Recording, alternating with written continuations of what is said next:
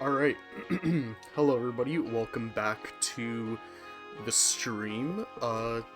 Last time on Evolution, I'm going to do it like Dragon Ball style, last time on Evolution World of Sacred Device, we beat the floor boss, continued the story, Eugene creeped on linear, I met my new wife, Pepperbox, and the stream ended because I accidentally touched the top of the Dreamcast and it just crashed the game and sent me back to the main menu, and I lost a lot of progress.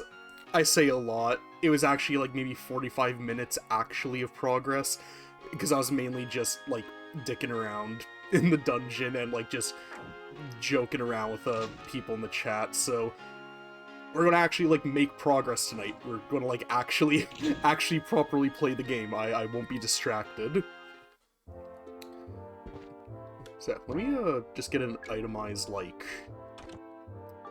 what do we got? I'm gonna go sell some stuff.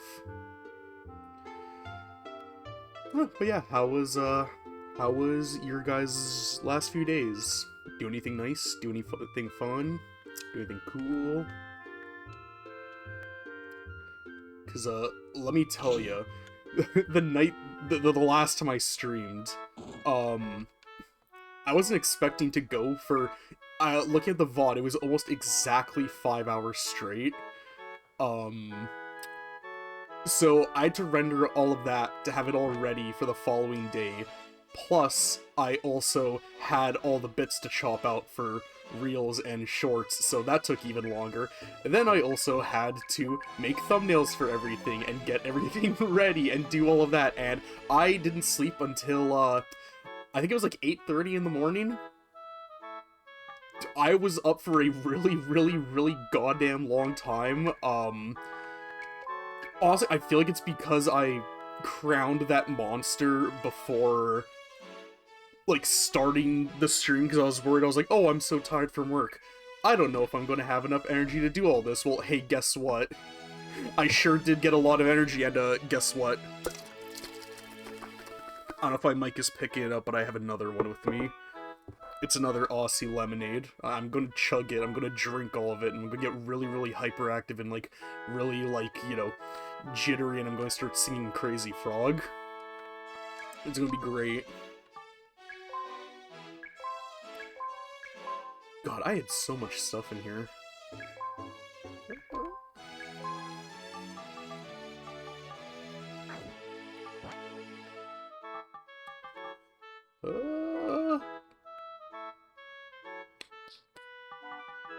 I feel like to start,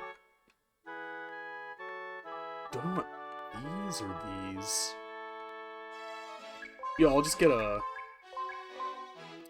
Yeah, I'll cut it down the middle, get a couple of those, and then one of these.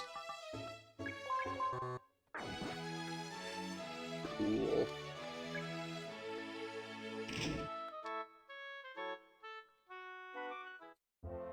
Yeah, and as per usual, kind of busy day at work.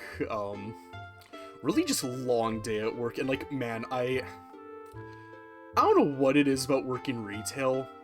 I don't understand why customers are allowed to just, like, treat us like absolute garbage, like, just like shit. And then we just have to kind of stand there and be like, hee, is there anything else I can help out with, teehee? As they're, like, just treating us like absolute fucking garbage. Like, I don't get it. Maybe it's just me being raised with, like, a sense of morality and, like, empathy, but I just can't fathom, like, treating people poorly just because, like, oh, I didn't get my way. Well, I guess I'm going to treat these guys like garbage, which it isn't even necessary that we weren't, like, letting the customer have their way.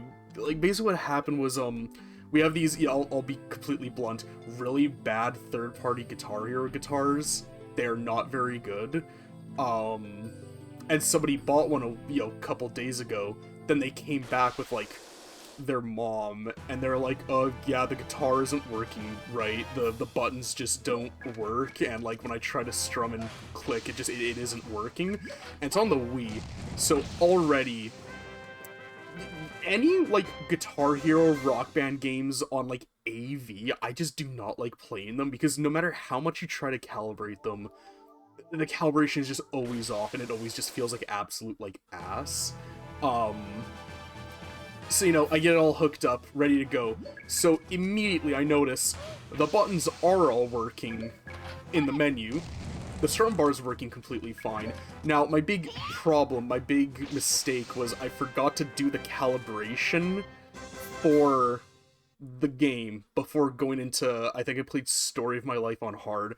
So, one, it's been a hot minute since I last played Guitar Hero, so already I'm kind of rusty. Secondly, I heavily prefer Rock Band to Guitar Hero, and it's also on AV, so it's just like everything for this is just going completely against me. So I get in, and again, I forget to do the calibration. So, you know, I start missing the first few notes, and the guy's like, you see, it isn't working, it isn't good. And I'm like, well, wait. And, you know, like, I start getting, like, you know, a couple notes, but it's just, there's, like, a second or so of delay, right? And so I'm trying to play it, and it's just, like, not going well. I get, like, maybe a minute into the song, but then, you know, I like, fail out. And then the fucking mom goes, huh, epic fail, and, like, God, it's one of those things where it's like, you know that one picture where it's like, had it not been for the laws of this land, I would have slaughtered you in an instant? It's like, yeah, that's what I was feeling in that moment. It's like, you know, she can just, like, mock me all she wants, but God forbid I even, like, look at her wrong, and, like, I, you know, get a call from HR, hey, a customer made a complaint about you. Like, it's just such fucking bullshit. And then I'm like, okay, well, wait, let me go into, like, the calibration, see if the calibration is off. And so then I go into that, and the guy, because, yeah, I say, you know, this guy and his mom, it's not that this is, like, a kid. Like, this guy's, like, my age, possibly, like, a little bit, like, older, like, a year or two, right? And he's like, oh, I didn't even know you could do that. You can calibrate? And I was like, yeah, of course you can. So, you know, I should probably specify, I handed the guitar over to my coworker because despite wanting to learn and trying to learn guitar, I have really, really fucking bad rhythm and, like, bad, like, timing. I'm not very good at, like, keeping, like, oh god, what's it called? A metronome. I was trying to think, what's that attack in Pokemon called? But yeah, metronome. I'm not very good at, like, maintaining, like, a metronome style rhythm. So I hand off to my coworker, I'm like, hey, can you, like, calibrate it? So, you know, they calibrate it, and, you know, it's like, it says there's, like, 6, like, ms of, like, delay, and they're pretty good at calibrating. Like, I believe they, you know, in high school, like, they were in, like, a band program, so, like, they know how to properly do this. And yeah, they start playing, and immediately it's way better. And the guy's like, oh, I didn't even know that you could calibrate it. So it's one of those things where it's like, this is just an unironic, just skill issue. The guitar isn't broken. You're just bad at the fucking game. But then, you know, the mom still is just, like, piping up, like, well, you know, if it doesn't work, then, you know, do we bring it back? And it's like, lady, you just watched my coworker put in the cheat code to unlock every song in the game, and then do the intro to Cliffs of Dover on Expert pretty fucking well, I might add. Like, yeah, sure, like, missing, like, the occasional note here and there, but, like, they were fucking cooking. Paul and Gordon Ramsay, they were goddamn cooking, and they were doing really, really, really well, so it's like, no, the guitar is not broken, it is not defective, you were just bad at the game. Not gonna lie though, the guitar it is just bad quality, it's just not a very good guitar, but, like, it clearly isn't fully defective. And, like, in this day and age, if you're... Oh, oops. Get me out of here. If you're, you know, really truly serious about, like, you know, wanting to play, like, Guitar Hero or Rock Band and, like, you know, play it, like, you know, really, really well, and you want, like, a good quality guitar, don't buy these fucking, like, $120, I always need to specify, Canadian, $120 Canadian fucking, like, bootleg-ass shit-fuck guitars. Get, like, a cracked guitar when they, like, start shipping. Get, like, you know, I know that some people have issues with the Riffmasters, but, like, they're good entry-level guitars. They're good starter guitars. I like to call these, like, guitars that we have, instead of Riffmaster, I call them Griffmasters. Because that's exactly what these are. These are just fucking, like, made by grifters that don't actually care about the quality of, like, the controller and how well it actually works. I'm going to take a swig of my Monster. One sec.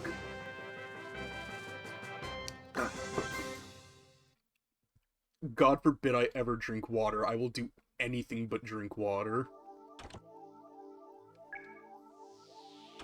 I should start using, like, my water bottle and, like, filling it with water before a stream so I can, like, actually stay properly hydrated. Like, I really should do that. I'm shocked by how much I'm able to talk, like, consistently a lot and not need to, like, water up after, like, every, like, 30 minutes or whatever.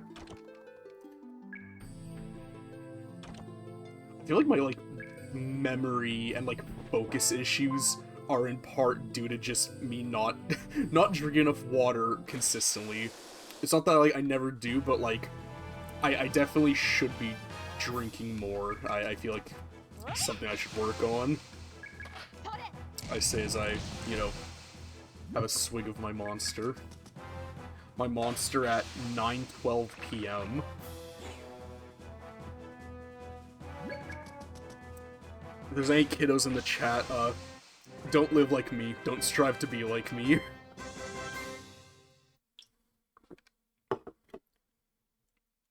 Do not worship people online. These people are not to be worshipped.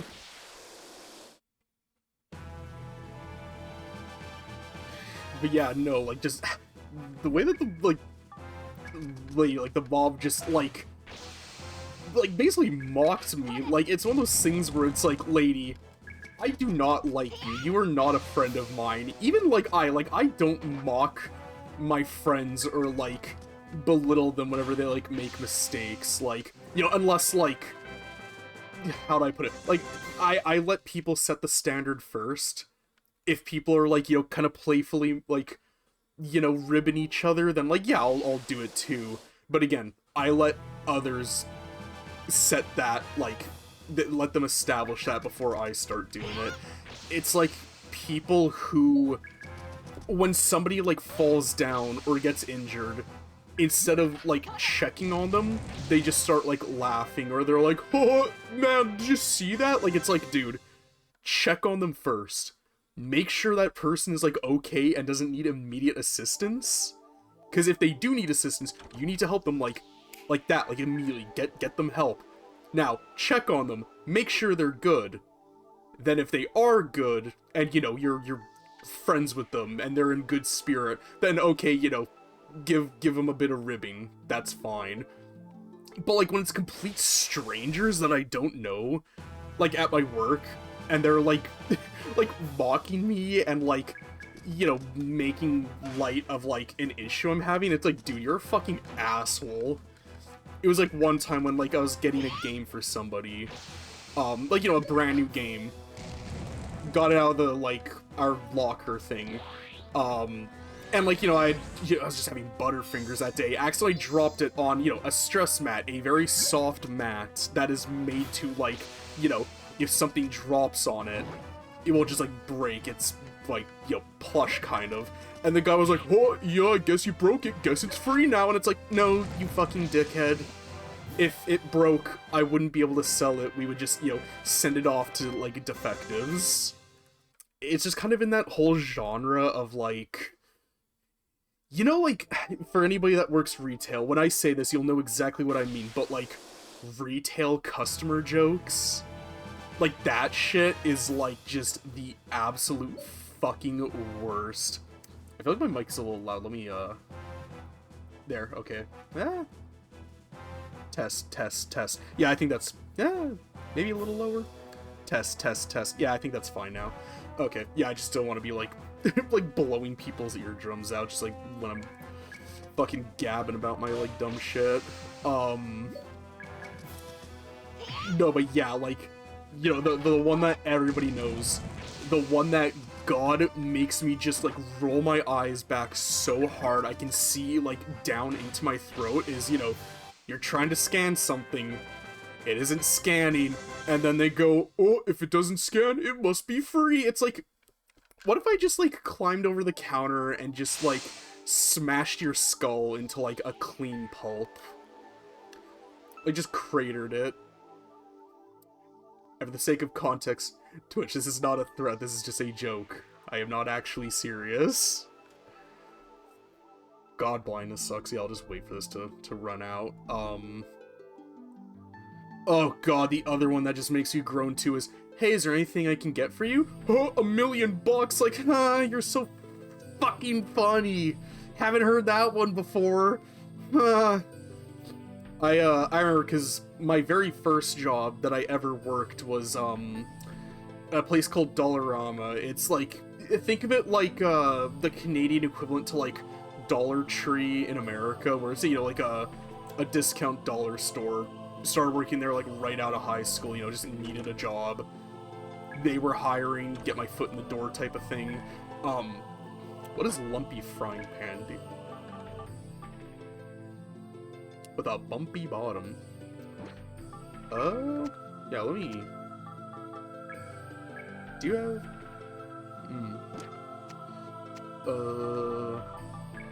What are your stats? Nah.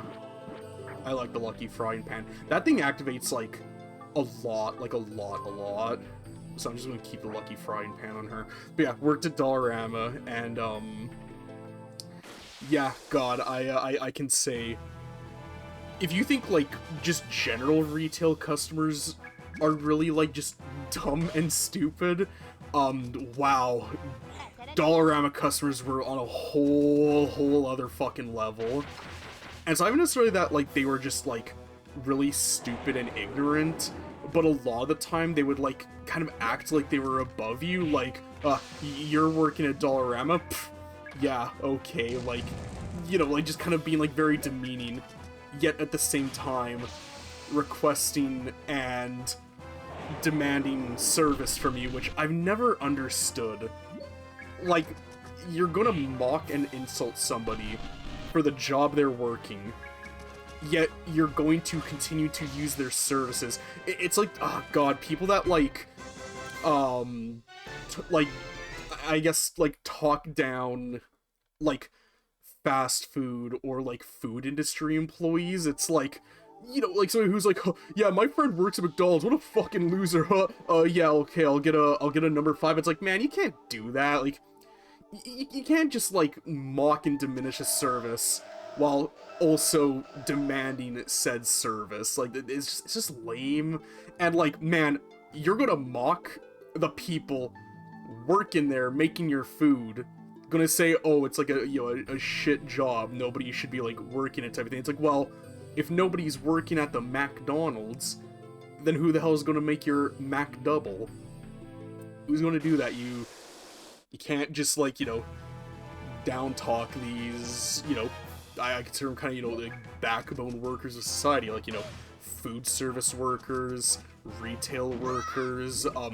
God, I think one of the biggest red flags in somebody to me are people who look down on, like, custodial jobs, like janitors or just, like, general, like, building cleaners. Like, man, I have seen how, like, just disgusting and, like, careless the general public is when it comes to, like, the disposal of their garbage or waste. And it's like, if we did not have these people cleaning up your, like, literal actual filth, like, oh, I can't carry anymore, society would be, like, fucking tits up. Like, it's, I can't fathom how people will mock these, you know.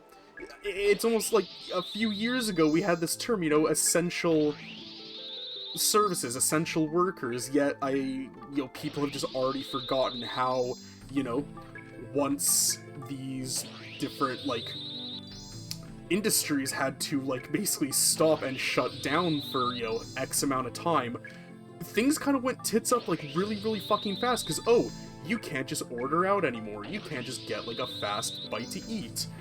There aren't people in buildings cleaning stuff up for, like, really lazy, stupid people, so, like, suddenly everything just got really, really worse. And, you know, there was all those, like, signs like, oh, we value our essential workers. We love you. You're so great. Like, you know, just, like, all very performative. And now we're, you know, a couple years later. And I feel like people just already forget that.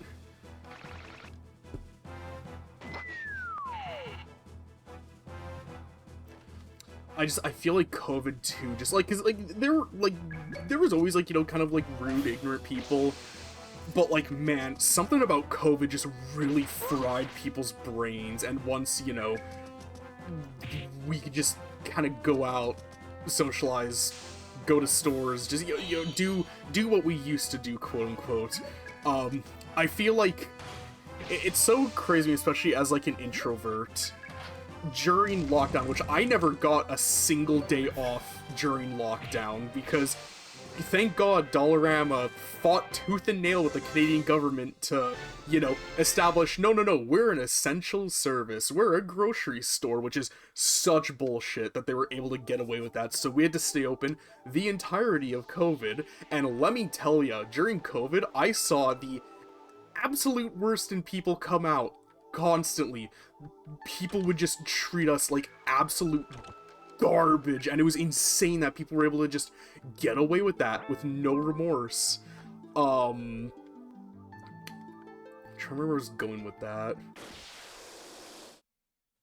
Sorry, I like ping pong between like topic to topic and like talking point to talking point so much. Yeah, right, COVID just frying people's like socialization skills, because, you know, I'm very much a homebody introvert. I spend a lot of my time at home. I very rarely go out. So, you know, when there was the orders like, hey, you should probably like stay home, don't go out and like, you know, like touch each other and cough on each other and like, you know, just swap spit, and people were like freaking out and just not able to just stay at home for like the 2 weeks. And immediately people just started losing their minds and like going like cabin fever stir crazy. Yet for me, it's like I've just been doing this. This has been my life. Like I'm fine with this.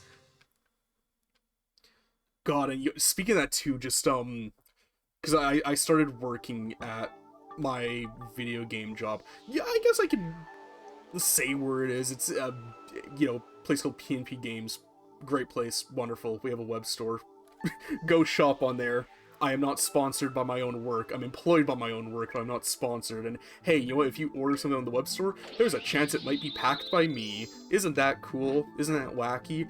Anyways, when I started working there was like pretty peak COVID. It was like September 2020, so that's like well into it, right? And, you know, for the first little bit, we had, like, very restricted in-store, shopping. It was like, you know, you're only allowed to be in there for, like, 5 minutes. We're only allowed, like, I think it was, like, 4 people at a time. It was very limiting, for good reason. And then eventually just got so bad that, you know, we went to, like, from Code Orange to Code Red of, like, oh, fuck. The city is, like, getting just, like, ravaged by COVID because people just, you know, can't fucking stay home for like a goddamn week or two. Just not able to do that. You just gotta fucking go out. God, it was such bullshit. I was very, very good about never going out, staying home, not doing much, and I didn't get sick until my like parents and family like guilt tripped me into going out and like basically forced me to go out. I was the only one that hadn't gotten sick by that point. And then, you know, I'm kind of forced to go out. We go out to, like, you know, this restaurant and this, like, arcade. I'm doing my best to, like, you know, stay away from people. Keep my, like, mask on. Like, you know, doing all of that. And I was the only one that got fucking sick from that. And I'm still really fucking pissed about that. Because I could have gone the entirety of Code without getting sick. I could have fucking done it. But it upsets me. It fucking pisses me off. Anyways, God, yeah, I need to stop, like, just ping-ponging from topic to topic, because I just keep on forgetting, like, everything I'm talking about. Right! Yes, my work. So, you know, we were open for, cool.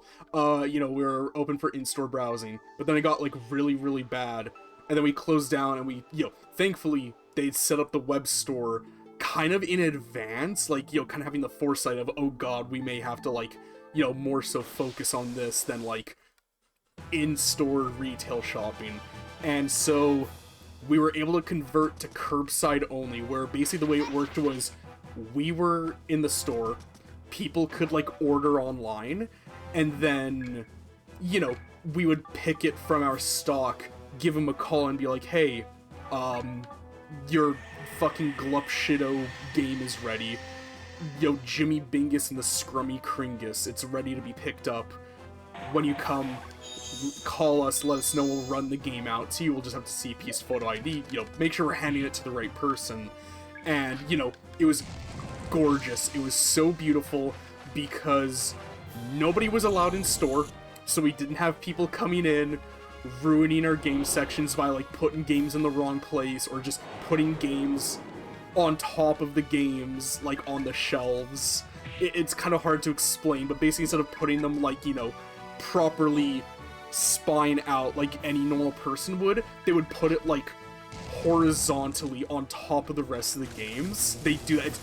It upsets me so much when people do that, but anyways, you know, we were able to keep the store super clean, super organized, and, you know, it was so great because the manager at the time, like the overall retail manager, the boss of the bosses, basically, they were really, really chill, and they were like, hey, you know what? Since nobody's coming into the store physically, as long as you guys keep up with, like, emails, stay, you know, keep up with the phone, make sure you're answering that, feel free to, you know, bring a laptop, bring a book, bring your Switch, like, you know, just, you know, you're allowed to just kind of be very relaxed, very chilled out, and man, that was such a beautiful fucking time, not having to deal with, like, customers in store, and just, you know, being able to just, you know, sit down, and, like, I finished so many games on the shift, being able to, like, just do that.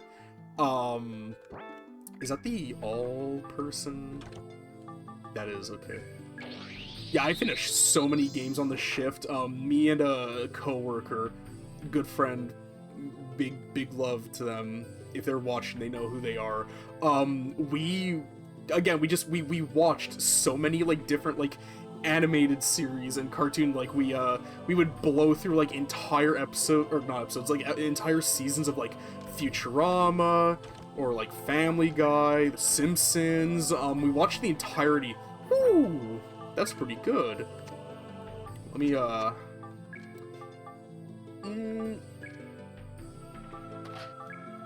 because which one is... Right, I can't see... I think that's the one I want. Yeah, okay, she's just gonna shit out damage now. Sweet. But yeah, no, we watched, like, the entirety of Clone High, just all in one sitting. Obviously, you know, when the phone would ring, or we had to answer emails, we would, like, you know, pause it so we didn't miss it, and it was just so nice. It was so nice. Another coworker, too, we watched, it was the only time I ever got to watch it, but we watched the Sonic the Hedgehog movie. That was really fun. Man, I yearn. COVID, like, as a whole, sucked and was really detrimental for, like, society as a whole, but that one aspect of it, man, I yearn for that. I yearn for the day when I can break out of retail hell and not have to deal with the general public anymore, because, like, man, I know people say it all the time, people talk about it, but, like, I really do really seriously think, just like how some countries do, like, you know, mandatory military service, it really should be, like, compulsory mandatory, that, like, everybody should work, like, minimum 2 to 3 years of, like, pick your poison, either retail or, like, a food service, whether it's, like, a restaurant or fast food, because, like, real shit, it would make people way more understanding and way more sympathetic of those workers, so the quality of having to deal with customers would increase tenfold. It would be way more easier to just, you know, not worry of, oh, if I tell this person we don't have this in stock, are they going to threaten to kill me or not? That has happened before, by the way. I'm not even joking. That actually did happen once. I was flabbergasted by it. You know, it'll be less stressful dealing with customers if everybody's on the same page. They understand what everybody went through.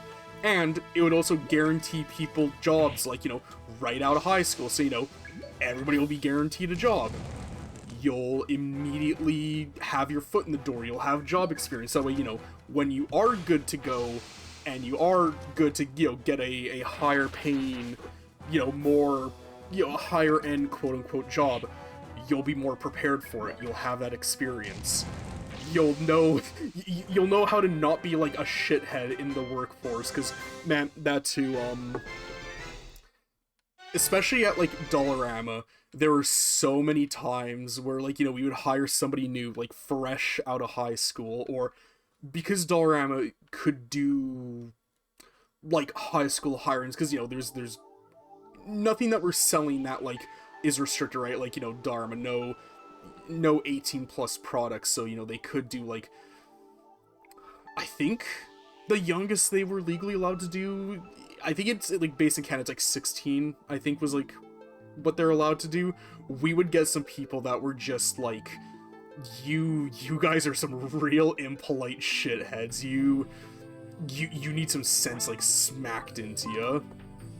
Haven't really had that at P&P Games, because, you know, again, working at a video game store, oh, Pepper was, like, floating in the air. You know, we get a lot of people that apply to work at my job, because, hey, it's video games. Who wouldn't want to work with video games?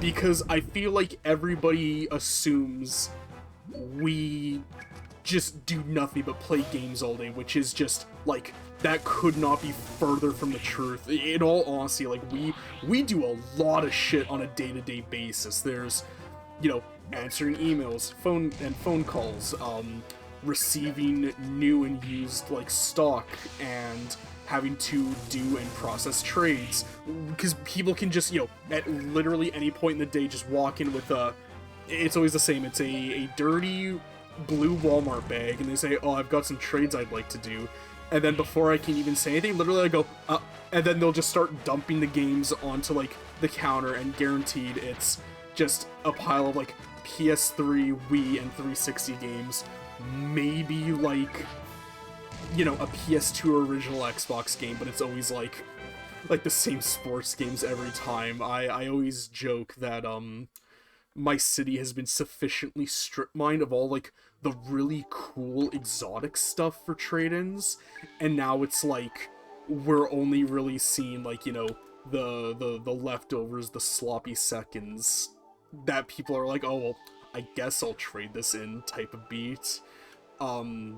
Because you know, at my work, okay, that's the jump, at my work, we have, you know, like, the backdoor tools, god damn it, we have the backdoor tools to see what was traded in at any point in the company's history, so, you know, on, like, you know, weirdly slow days, or if there's, like, some downtime, I'll go into, you know, our trade application, be like, what was traded in on this day in, like, ooh, what's that? A spirit bracing bandana. Can I see? You can't use that. Can you use that? You can't. Can you use that? You can. Ooh. Ooh, ah. Ooh, ah, Donkey Kong, Congo Bongo. That's pretty good. Yeah, I'll give you that.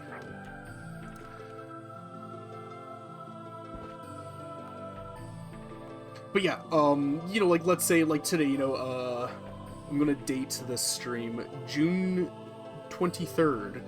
I can, like, be like, oh, what was traded in, like, 10 years ago on this day? And, like, consistently, it's way more interesting. Like, you know, you get stuff like, you know, 3DO, Sega Saturn, Philips CDI, Neo Geo stuff, like just way more interesting, cool things, and man, the prices are so radically fucking different. There is one time where, one of my most, like, prized, treasured games is Albert Odyssey on the Sega Saturn, which, that's a game I should really do a stream of at some point.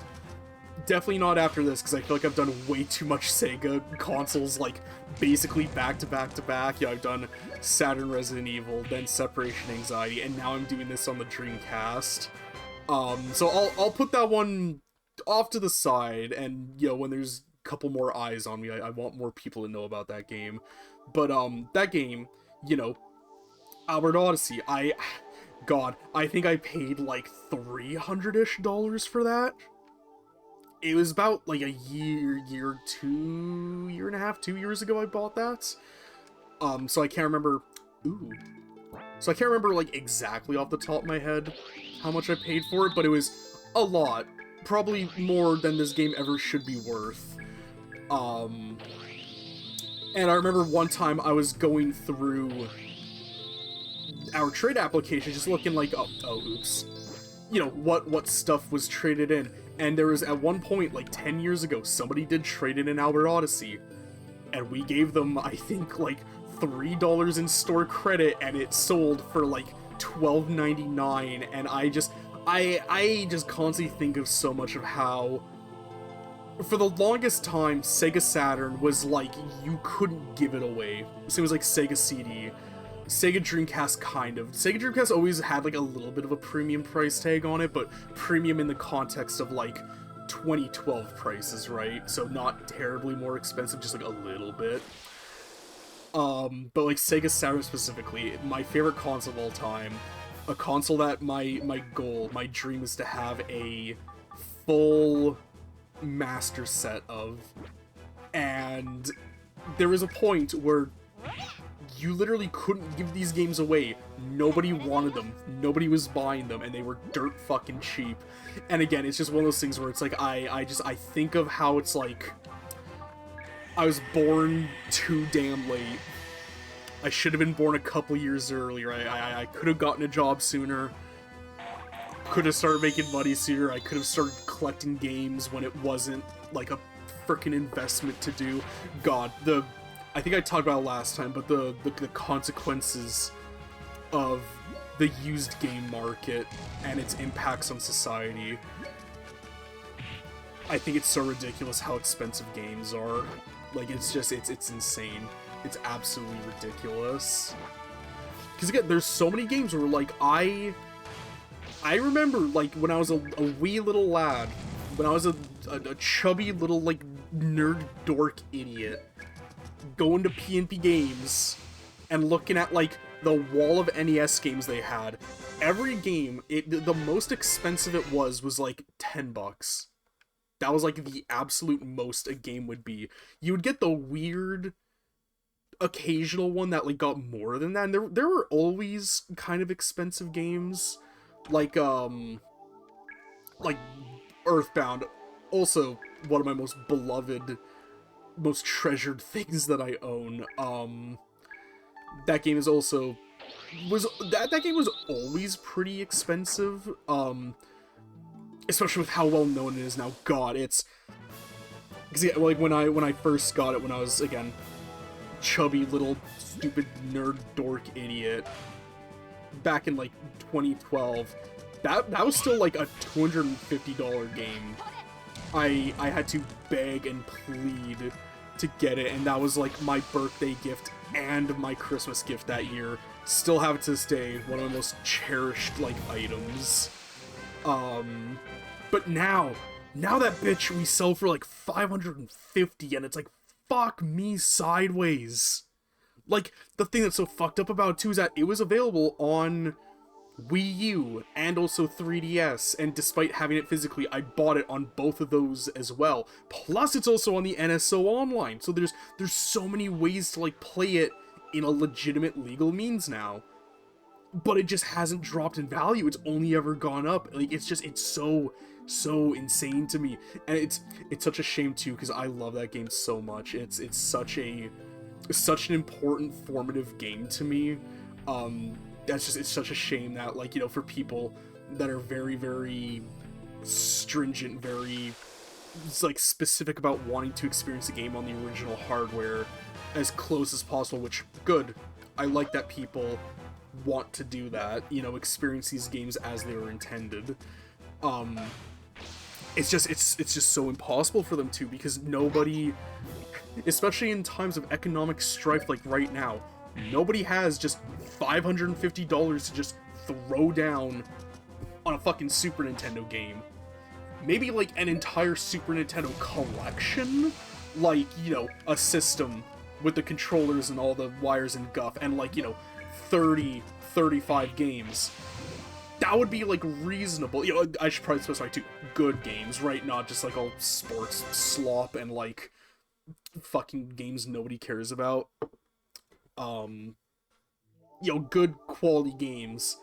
That's, like, what that would have netted you, like, back in the day. And it's like, alright, I just immediately have, like, a Super Nintendo collection, just good, ready to go. Time to go through all these and, like, you know, experience them and play them.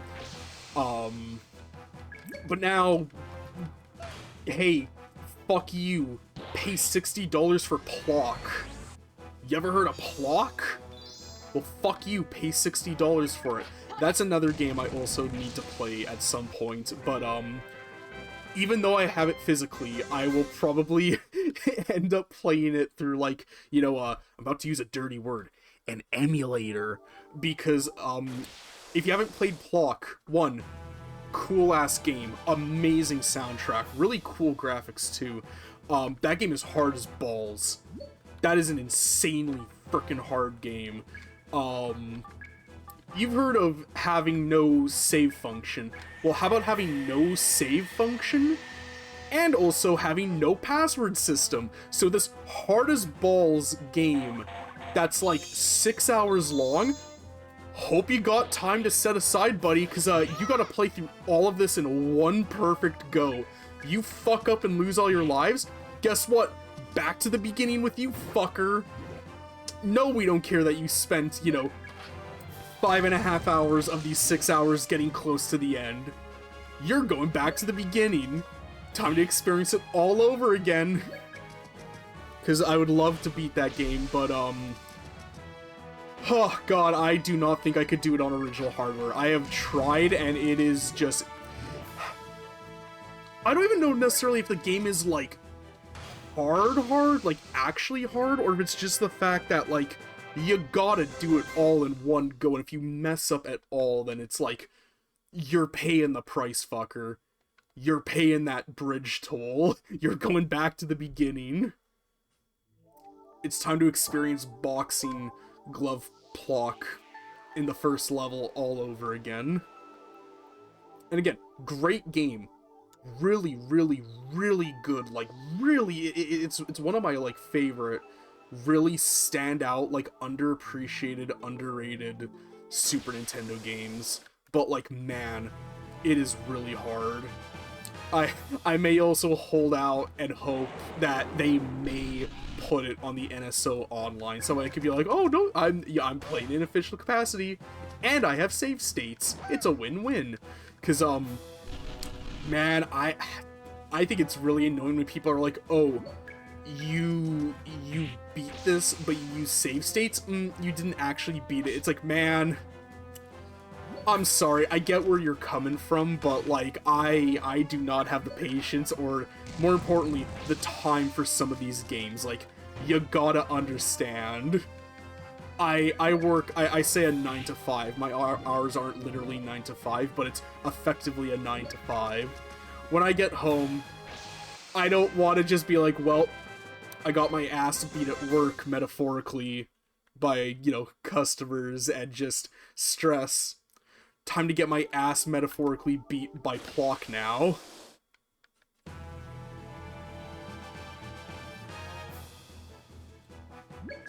Now, granted, I think if you're playing in a way where you're save stating after, like, literally every single, like, action you do, then, like, okay, at that point, it's like, it's not really a case of if you're gonna beat it, but, like, when. And it's just inevitability. Whenever I play a game that has save states, for example, just like a platformer like Plock, if Plock had save states, I would just save state at the beginning of the level and then not do it again until I got to the next level. I think that's like a fair way of doing it. And you can't say I don't have persistence, because goddamn, I tried my hardest with Spider-Man separation anxiety. Got all the way through the game, got to the very, very last level, but it's just one of those games where it's like, this game was definitely made with multiplayer in mind, not single player, and it is really, really fucking hard. Even though I didn't literally finish the game, I considered it beat. I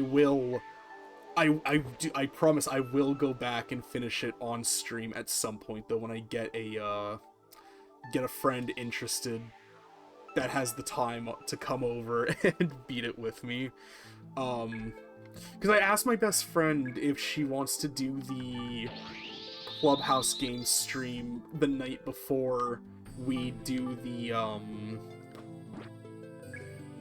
Icon, that before we go to that, and she was absolutely down with it, so I'm really, really excited for that, because that's going to be really, really fun, and I'm really excited for that. I mean, I'm just excited for like a multitude of reasons. Who can use this the most?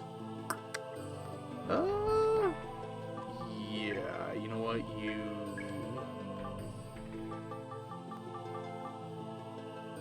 Linear, you can heal the rest of us. I don't know, maybe I'll see if she's, like, down to, you know, before we do Clubhouse, we do the final level of that really, really quickly and be like, hey, we beat it! We did it, everybody!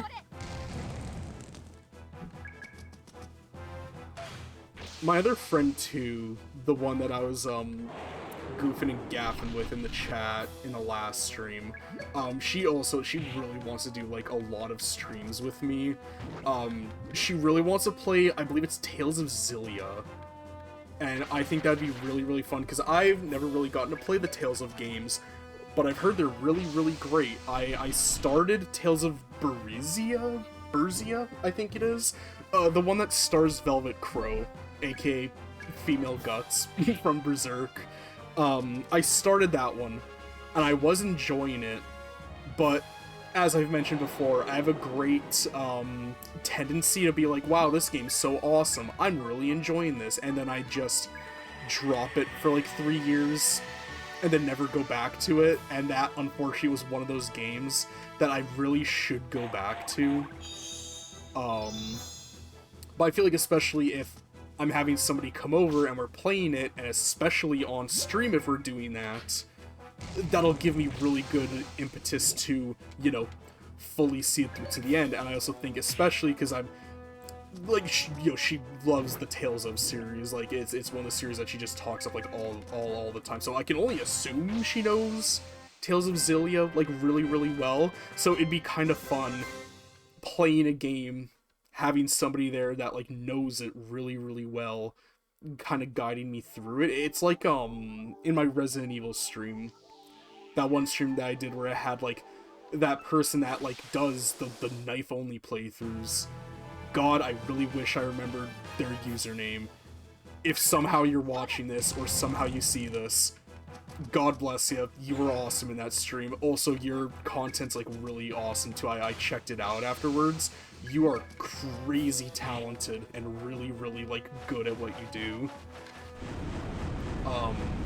But yeah, and that was really fun having somebody, like, in there that knew the ins and outs of the games, kind of guiding me along the way. It was really fun.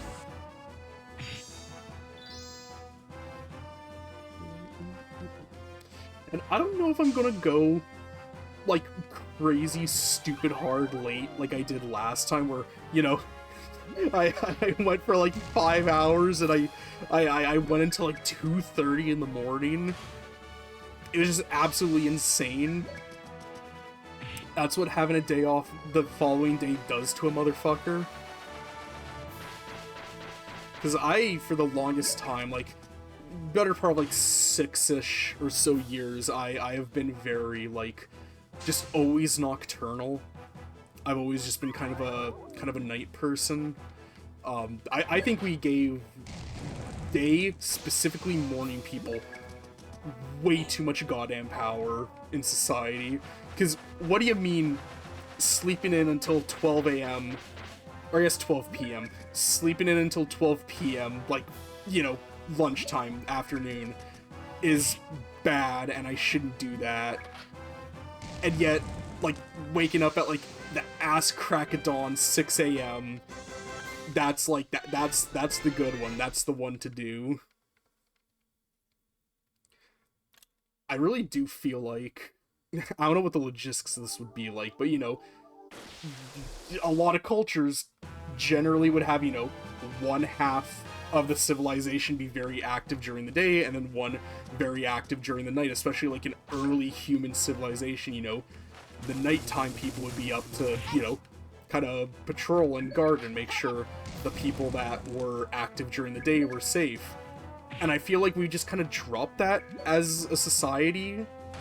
And I feel like we nocturnal night people, we don't get enough of a say. There should be more stores and more just general activities open to night people. Because yeah, there's like nightclubs and bars and stuff, but like, I don't know, I'm not much of a night person. I also don't like drink, so bars aren't really like my scene.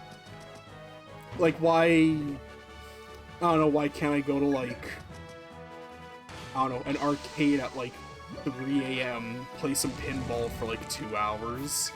Why am I not allowed to do that?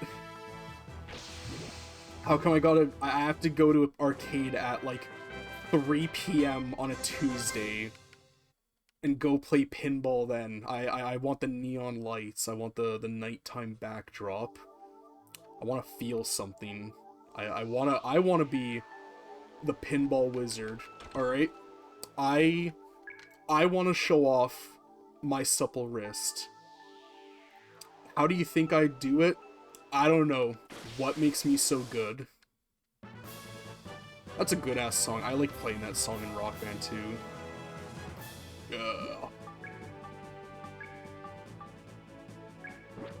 Oh, and you had, I don't know why, but just playing this reminded me, I started it last night, but I picked up the Bravely Default Remaster on the Switch on launch day, but I never got around to playing it because, you know, Mario Kart World was eating up like a decent amount of my time, but what was really eating up all my time is the shockingly, really, really, really amazing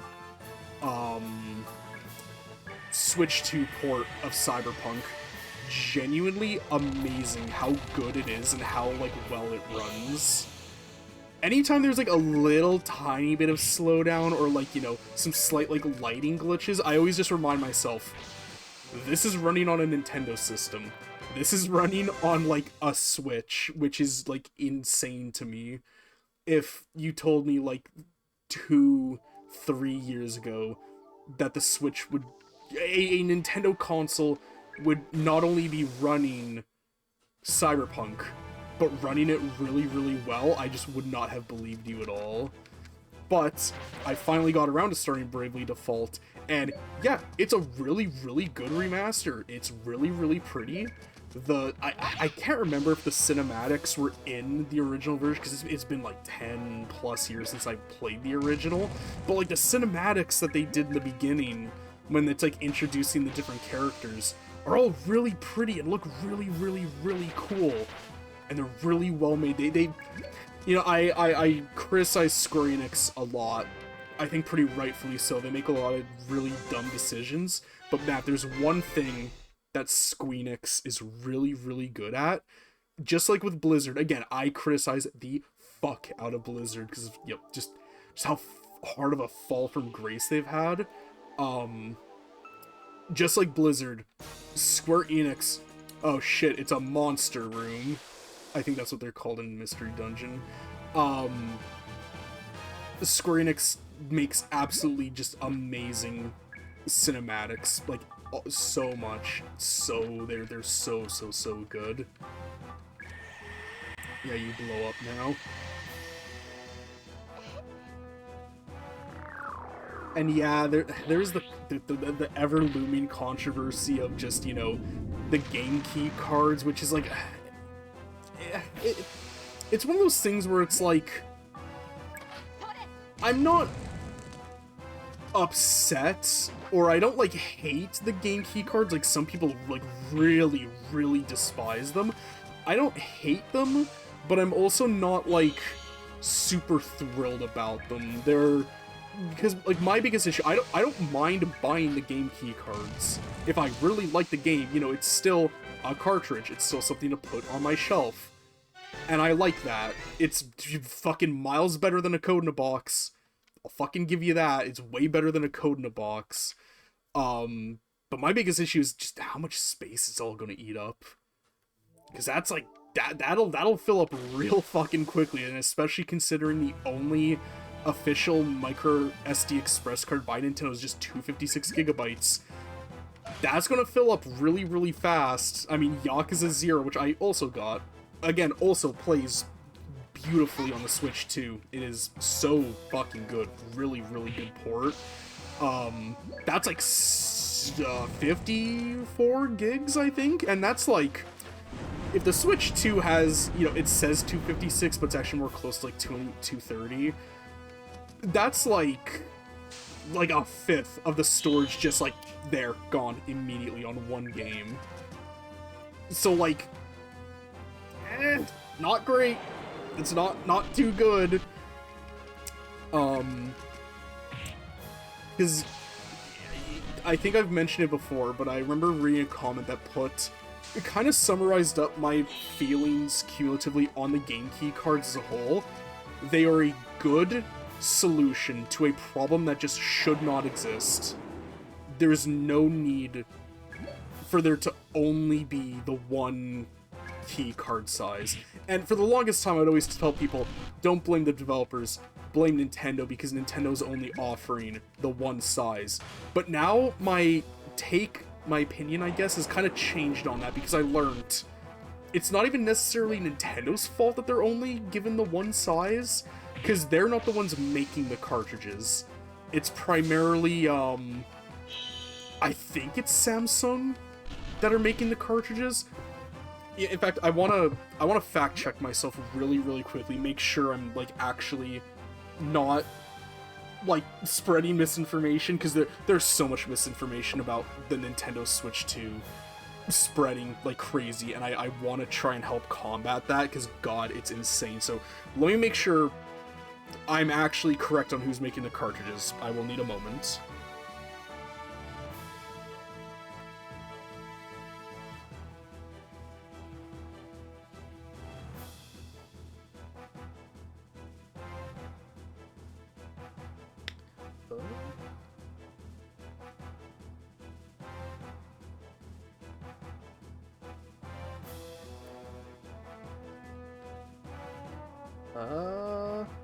Damn, it doesn't say specifically who's making them.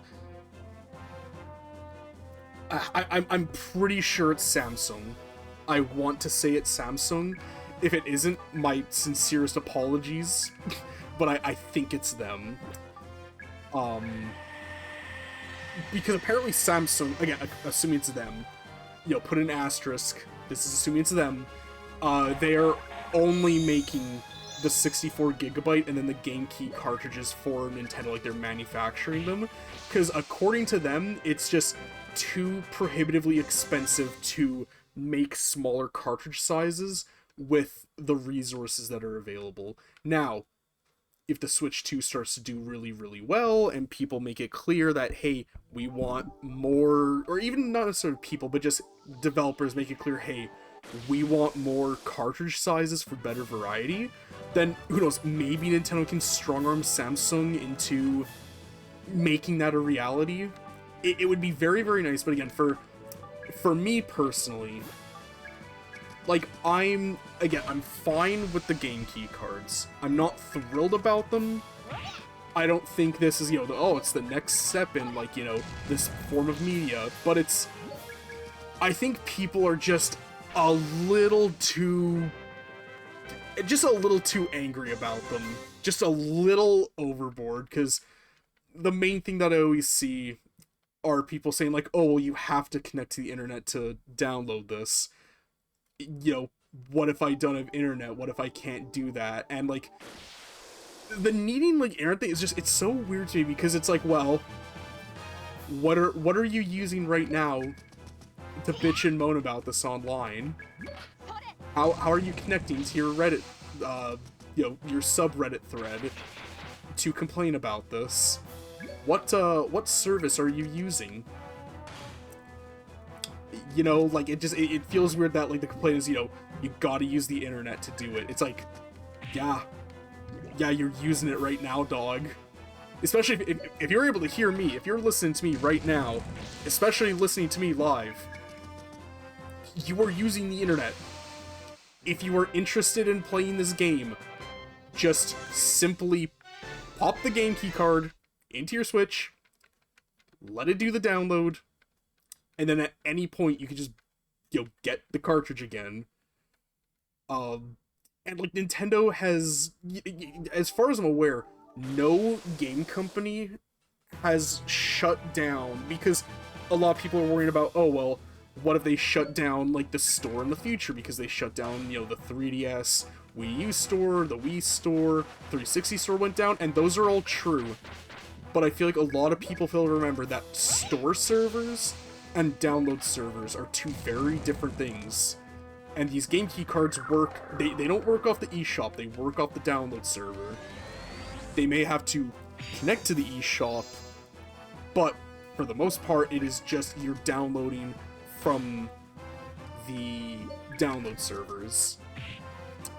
And as far as I'm aware, according to my knowledge I know about this, no game company has ever shut down their download servers as of, like, right now, as of speaking. If you bought something on the 360 store years ago and deleted it, you can still download it. If you bought something, I'm pretty sure even if you bought something on the Wii, and that shut down in, like, 2018, I think, you can still download stuff off the Wii store. You just have to, you know, hop on there, still download it. As long as you have an internet connection, you can still get it. So, especially with how Nintendo has been handling... like, handling Switch stuff, you know, with everything carrying over and everything being very, you know, backwards, forwards compatible, I feel like they're definitely going to support all of this for a very, very, very, very long time. Like, you know, people are looking like, you know, oh, well, what if in 40 years if I want to play this game, but I never got, like, the game key card? And it's like, damn, man, I wish I knew what I was wanting to do in, like, 40 years. I feel like by the time we hit 40 years, like, because that's, like... God, let me, like, do the math in my head. Yeah, 40 years, that's the same length of time that the NES has been around for, and, you know, I love the NES. I love older games. I love retro games. But, like, let's be really, just really real for a second. How, if you put, like, a ton of, like, you know, younger people in a room, like, you know, people who, like, you know, would have grown up during, like, the Xbox One PS4 era, put them in a room and ask them, alright, you have a choice between these two consoles. You can choose the NES, or you can choose, you know, the current system, the Switch 2. Which one do you want to pick? As much as I want to say they would pick the NES, let's be realistic. Most kids are going to want the new thing. And I feel like in the future, again, people are going to primarily want the new thing. Now, does that mean I think they, you know, you shouldn't have a way of playing these game key cards, like, physically without needing to do the whole download thing? Yeah, no, absolutely not. Like, you know, you should be able to just do it. You should be able to play any game, just like with this one that I'm playing right now. It's really great that I was able to just buy it, it sat on my shelf, and then I just popped it in, immediately started working, no day one updates, no patches, no bullshit. The game is just all there, immediately just working like that. But again, like, most most younger people want to experience the media that they are familiar with, that they grew up with, and I feel like most people in the future will want to primarily use what they are used to. Now, there will absolutely be a niche fringe of people who do want to play older games like me, and I do think there should absolutely be an effort to preserve these games in a good, playable, easily accessible state. Game keycards will make that a bit difficult, but again, like, gaming is just such a huge, widely available, widely like consumed form of media. I feel like, especially with enough pushback, there will be some way of making these games playable in the future without needing to connect to a service. Right, now remembering, like, all the way back to, like, the original point that I was making, especially with Nintendo specifically. I do think Nintendo is going to have the Switch, because I feel like they're just going to keep on doing the Switch from now on. Like, we're just going to do a PlayStation style Switch 1, 2, 3. We're just going to keep on going, and they're just going to have this be like the Nintendo platform now. And if, you know, that's the case, then they're going to have to keep making all these things available to purchase or download. So unless Nintendo decides to just, like, throw away all of their success and be like, we're going to do something completely different now, like, with completely new form media, completely just revamp everything, I feel like this form is fairly future-proofed.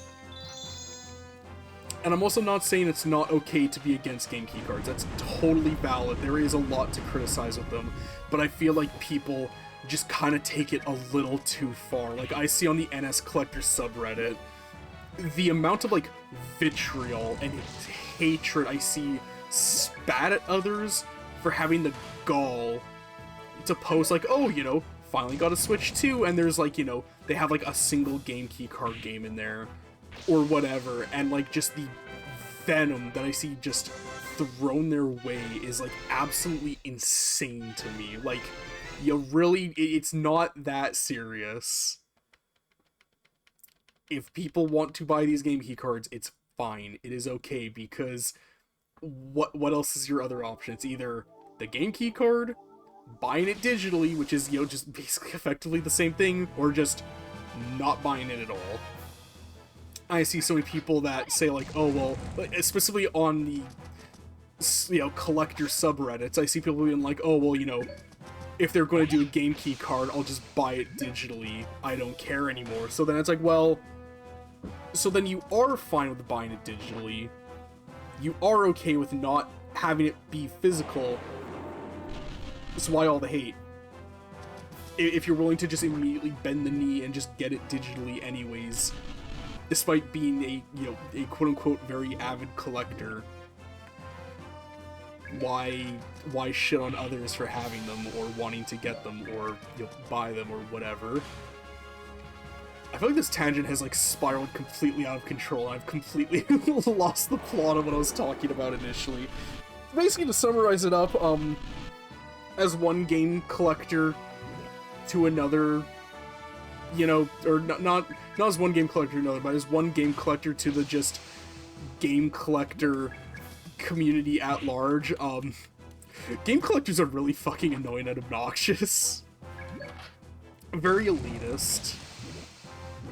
I used to be very, like, damn it, if this doesn't have a physical copy, I don't care. I won't play it until it gets a physical release. And then eventually just got to a point where I was missing out on so many just cool and really unique games that I was just like, man, fuck this. I don't care anymore. I think the game that, like, broke that for me was Dave the Diver, because, yeah, I just kept on seeing stuff about Dave the Diver, wanting to play it so badly, heard so much good stuff about it, but, you know, oh, there is no physical for it. I'm not interested. I want that there physical. But then eventually, you know, it went on sale for, like, half off. It was like $10, and I was like, you know what? Just give me the fucking digital version. I don't care anymore. So I, you know, succumbed, did that. felt weirdly freeing to just buy it outright, just like that, like not have to, you know, do the hubbubaloo of, you know, going to a store, paying a premium for like way more for physical, and just have it just like there, download it, ready to play immediately at like 1 a.m. was really nice and really convenient.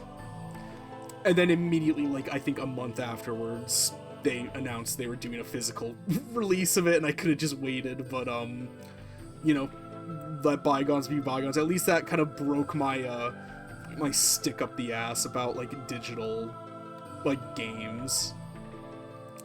I know there's a whole thing of, oh, if you buy it digitally, you don't actually own it. Oh, it's just a license. It's like, dog. I think, except for like the shittiest of like shit companies, I don't think there's ever really been like a big instance of like, you know, because I think there was like recently on Epic Games Store that game Dark and Darker, because of like a lawsuit, they're removing that and removing it from libraries. I think that's like the biggest, most recent example of that, but like you've never seen something like, I don't know, like Microsoft removing like the backwards compatible version of like Halo 2 from your systems and then making you buy it in the Master Chief Collection. Or like similar, but not as extreme, when Rockstar made the fucking Grand Theft Auto trilogy, that absolute just slop fest. When they made that, and on the same day, they delisted all the original versions from the storefront, so you couldn't buy the original versions anymore. You had to get the trilogy. But at least with that, as long as you bought them prior, you could still download them and play them. They weren't, like, completely removed from your library. So, like, again, it's... People always say, "Oh, you know, you don't own it; it's a license." It's like, you basically do own it. You just don't physically own it. Like, unless there's like, you know, again, a big, like, let's say like Valve one day was just like, fuck it, we're removing Half-Life 2 from the Steam storefront, and we're removing it from your libraries. Until something like massive like that happens, I think we're fine. Or like, again, like with, dude, God, this, I still like hate how they did this, but, oh, I want that chest. I'm curious what that does. You can eat that. But, the 3D All-Stars from Nintendo, the Mario 3D All-Stars, you know, they did a limited physical run of it for like, you know, the year or so, and then there was also the digital version. But man, I think it's so goddamn stupid that they stopped selling the digital version of that game. Like, what? Why do you have to delist it? What? You ran out of fucking .exe files? Like, are you for real? Be so fucking for real right now. But it'd be like if they did that, like not only removing it from sale, but then they're like, we're also just removing it from your library. Again, until something like that happens, I think we're probably pretty safe. We're probably okay.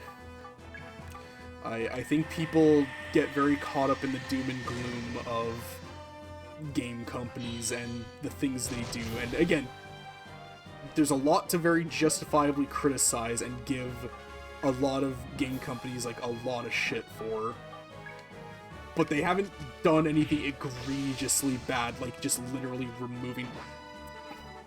Or maybe, what was the whole thing with Ubisoft and The Crew? I remember they did something with The Crew where it was like they just completely disabled the game. Like, you still had it in your library, but they were just like, yeah, we're not only taking the servers down, but like the game is just getting like completely disabled. We're just like making it null.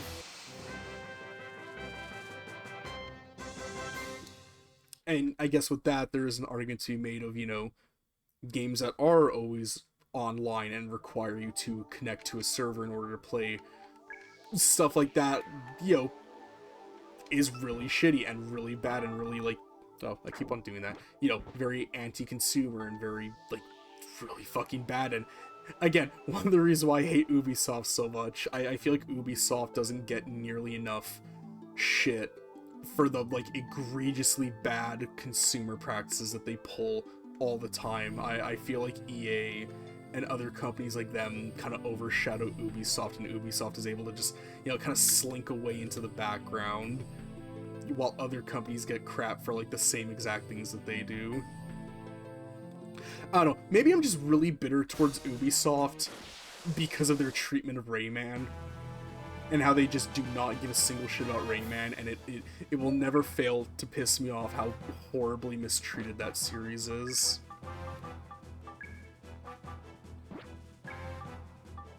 Oh my god, I can level a lot of shit up. God damn, I just keep forgetting to do that.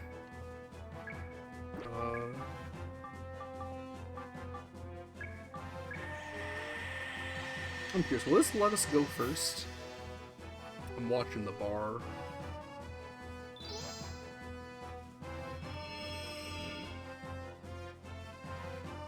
Okay.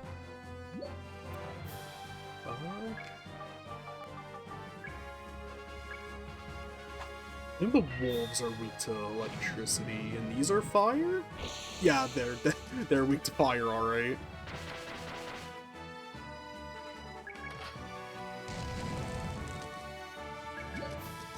I don't know, this whole conversation just about just bad consumer practices in video games has been so, like, doom and gloom. I kind of want to pivot the subject to something different.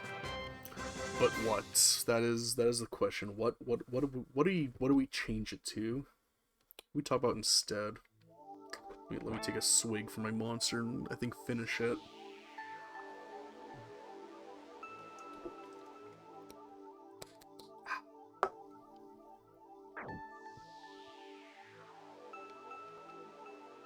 Is there a chest? Oh. I don't need that.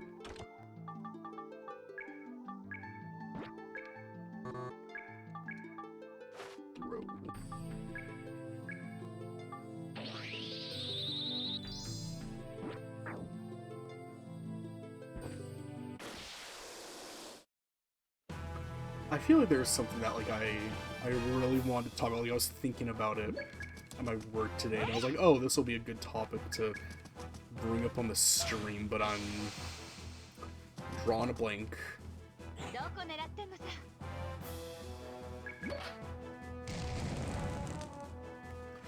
Oh, I guess something that's kind of fun is that my one friend Sunny, she's doing at that convention that's coming up.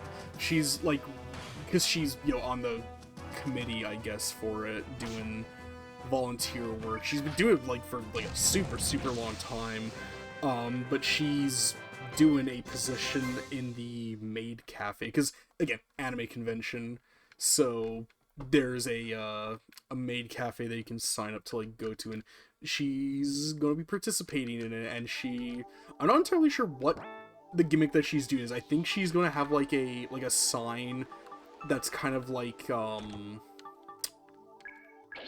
visual novel style, like, text box showing like what days she's working and stuff. So she's having me help, like, make her little text box, because, yeah, I do a lot of photoshopping, a lot of graphic design stuff, so she sent me the assets for it and what she wants of it. I'm gonna do that all tomorrow for my day off, so that's kind of fun.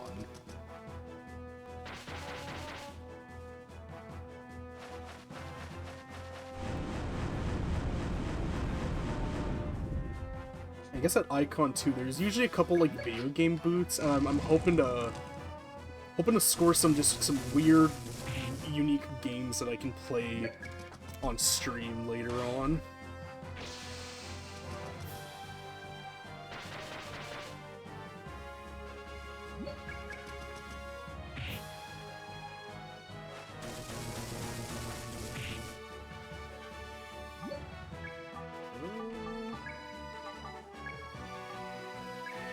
Yeah, I forgot these guys are weak to ice. I should probably be doing this.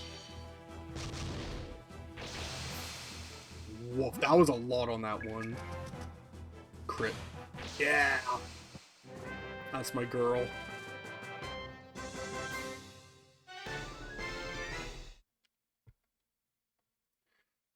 Damn, I'm actually getting like a lot of level ups this stream. Crazy when you're like actually playing the game and not just like holding the stream hostage and like doing bits the whole time. You tend to make a lot of progress. Who would have thought?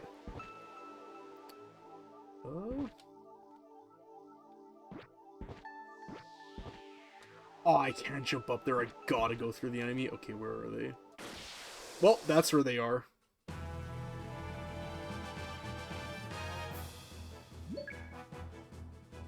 Gumbus.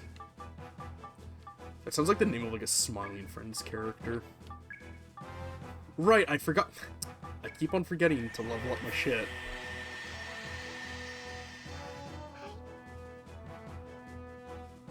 Pepper's got like ice stuff on her, and again, just because of like the ice motif of this place, I feel like the boss is going to be ice element, so I think I'll throw that like electricity part on her and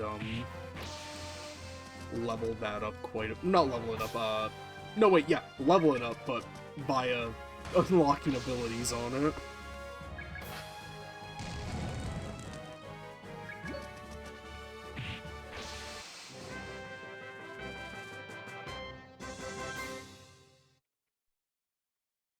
I'm so torn on what I want to play next after Evolution, though. I'm always just like thinking about that, like what do I want to be playing afterwards? Alright, before... Actually, Meg, do you have more stuff?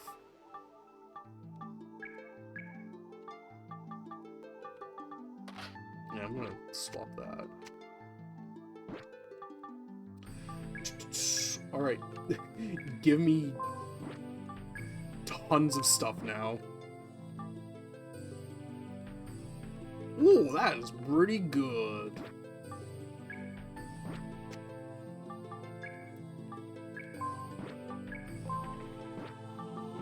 Cool. Pepper Flash.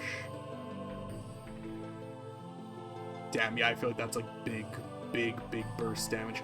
Oh, actually, speaking of these names, I realize, addendum from last part. I thought the butler's name was... The last name was also Launcher, but no, he's hired by the Launcher family. His last name is Nade, so Grenade. So, oopsie. I forgot. I guess not forgot, but I just didn't realize that. Yeah, that's like... Not the pun they were going for.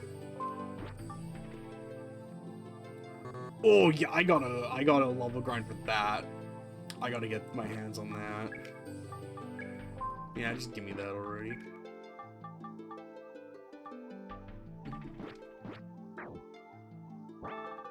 Oops.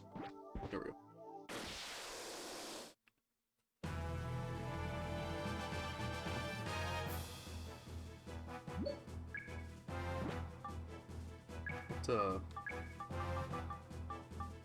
Oh, actually, yeah. Cool. Okay, this will probably help with just like clearing out like trash mobs. How much damage is it doing? Wolf. Yeah. Okay. Cool. I'm glad I got that. Yeah, that'll make level grinding a lot just faster and easier and nicer.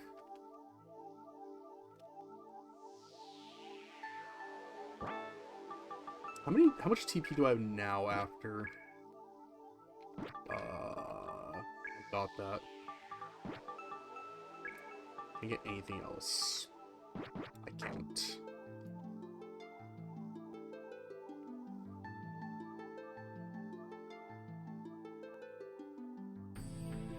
Yeah. There we go, that's proper. It's cool that you can, like, change the camera in this to adjust, like, how you're seeing everything, but, like, it trips me up so much sometimes.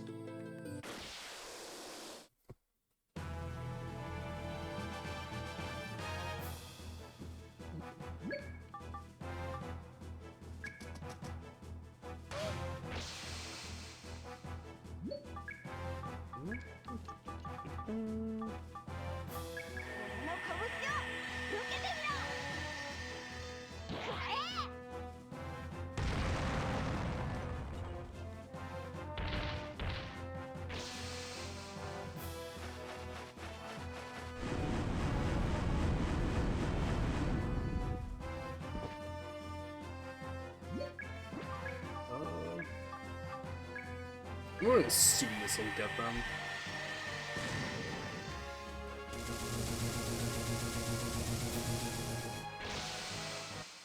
Nice.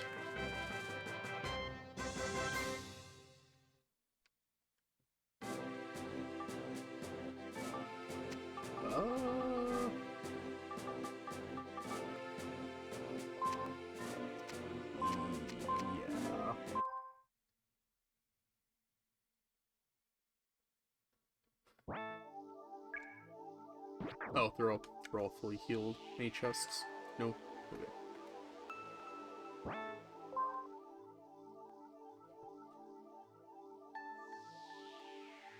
It'd actually be kind of nice if we got to the bottom soon, just so I can, like, save, just to, like...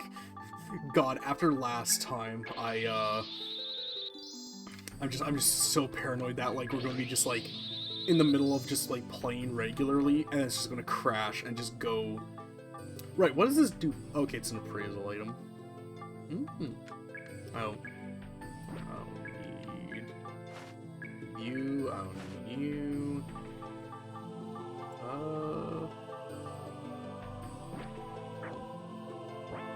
Actually, wait, what was... Okay, yeah, it's just the regular fireball. I thought it's something different for some reason.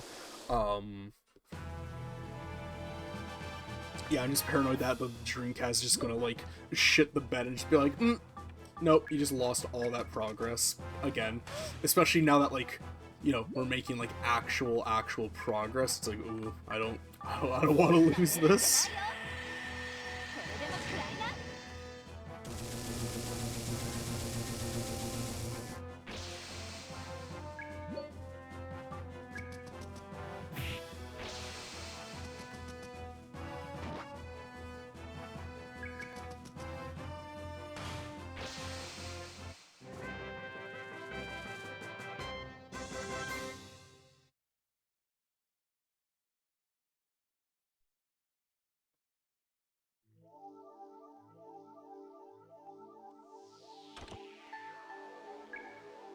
Cool. Yeah, I could probably run a circuit, like, go down here, loop up to there, like, in the far right, then go back down and, leave the floor. Premium shoes. Is that appraisal? No. You can sell premium shoes for a high price. Oh boy. I can only assume that it probably has, like, bad stats, but you can, like, sell it for a lot.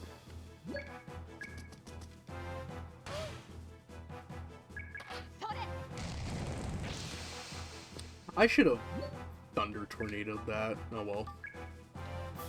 Whoa.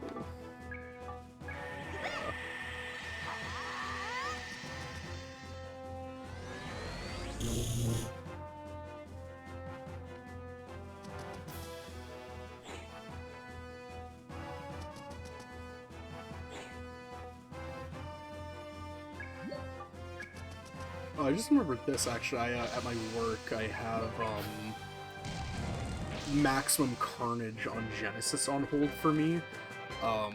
So whenever I get that, at some point I can, it's weird that I'm doing Separation Anxiety and then Maximum Carnage. I'm doing them in, like, the reverse release order, but, you know, I've heard that Maximum Carnage is indeed the easier of the two games, so considering I got to the very end of Separation Anxiety and almost finished it just by myself, and Maximum Carnage is a strictly single-player game, so it's more, you know, balanced for that, I feel like I can probably do Maximum Carnage on stream. I can do that. Who knows, maybe we can see Jelly Boy again. Ever since that one stream, I've just called Captain America Jelly Boy, like, all the time.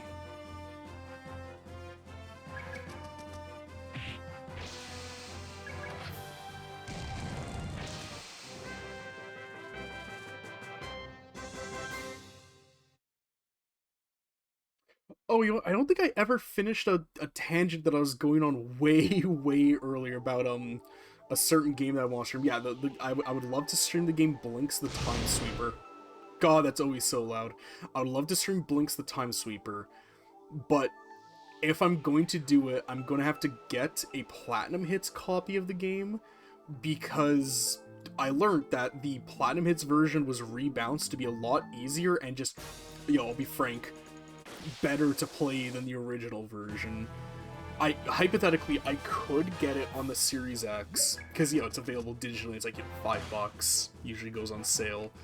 But I don't know if it is the Platinum Hits version that's on there, or, like, the original release version, and if I'm gonna play that, I do...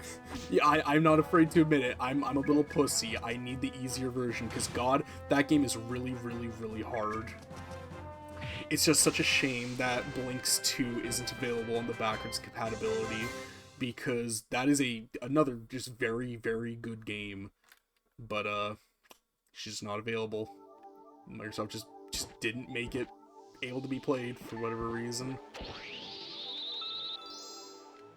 Oh, I didn't even realize that that's what that was. Can I sneak past you? I couldn't.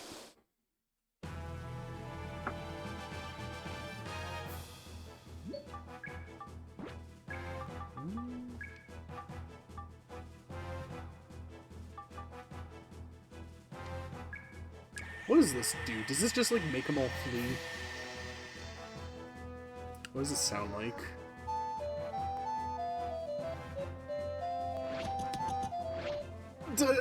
That's kind of a funny animation. So I can only assume... I was gonna say, I can only assume I'm not going to get any XP for that. Which, like, fair. That'd be kind of silly if I did get XP for it. Actually, yeah, wait. Phony. Phony Tony.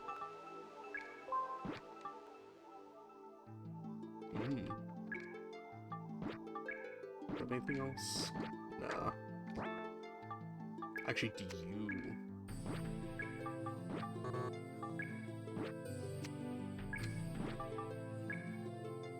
you? I can get you. Giant hammer type plus paralysis, confusion, brainwash. Damn. That seems pretty good. Wait, is there a chest up here? Oh, there is. Cool. Ling bandana.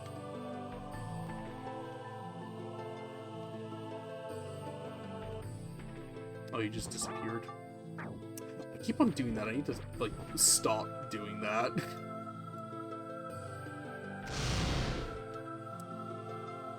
Ow, my ears. Dive, healing, yeah.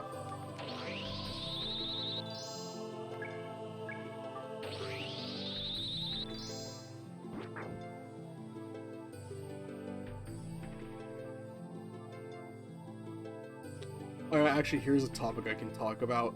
You ever just get, like, really excited for a game? It's so fucking loud. So pumped for it to come out, so excited, and then it comes out, and then it's just really, really half-baked and disappointing. Because I had that happen to me, specifically for the Switch. Endless Ocean Luminous is really unbelievably fucking mid, and it's such a shame because I really, really like the original two Endless Oceans. I think they're really cool, unique games on the Wii. And then they, new one got announced. I got super pumped. I got, like, really jazzed about it. It came out, and I was like, what the fuck are you? Oh my god! Ew! Jesus! What are a Brumbar? Ew! Ugh! Actually, you're okay looking up close. It's just, you look very scary. I thought that was like a mouth on him. Ooh. What are you weak to? Are you weak to electricity.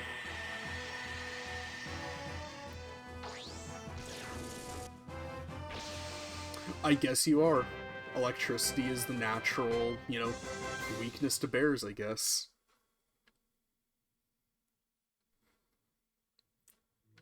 God, I just was not expecting that. That thing looked really, really fucking weird. Okay, there we go. There, regular camera. Yeah, Endless Ocean Luminous. It's a shame. I want to be like, yeah, this game's awesome. This game's so great, but like, it's so mid. It's really just not that good.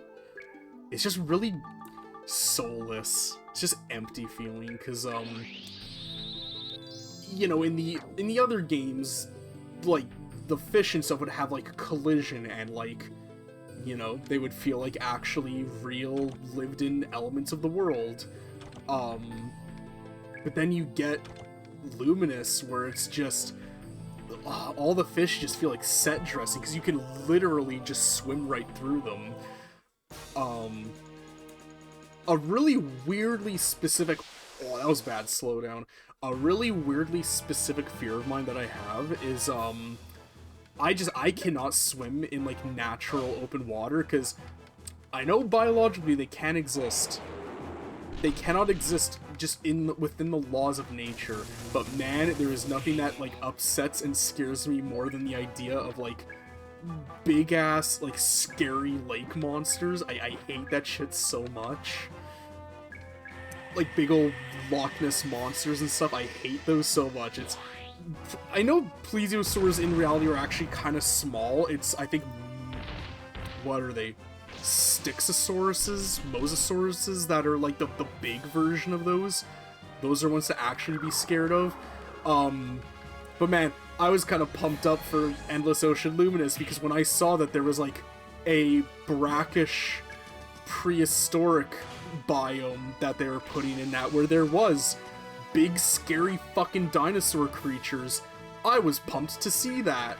And then I got it, and I found the area, and all of that excitement and like fear completely went away when I realized, oh, I can literally swim through the mosasaur. And it does nothing. It doesn't like swim after me, it doesn't pursue me, it's just it just exists. There's nothing to this. It's just how would I put it? The game just kind of feels like a sideshow attraction, just a linear corridor of set pieces for you to look at, but not really get. God damn it. I'll just wait for this to drain out. Is this the proper camera? No.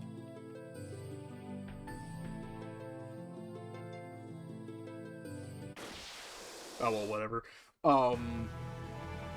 Yeah, it's just, you know, a linear room of set pieces for you to just kind of look at, but get no real substance out of, and it's just really boring.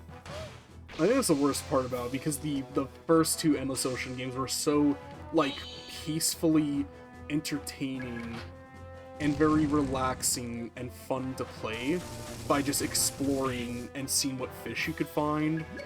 But this one's just so... You feel like you're just kind of going through the motions every time you play it, and it's just kind of upsetting because of that.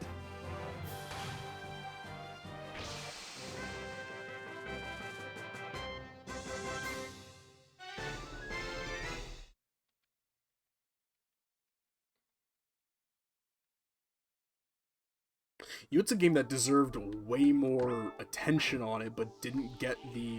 Let me, like, fix the camera.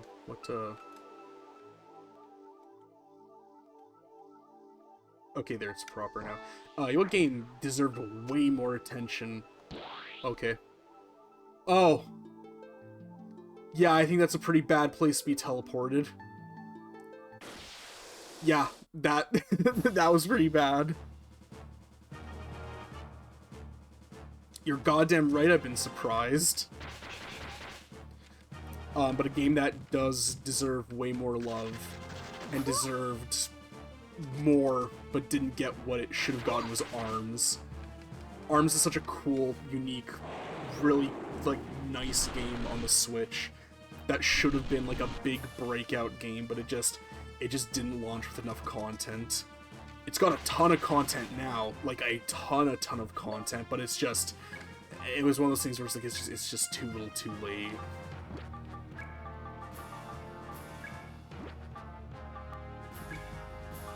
Okay, yeah.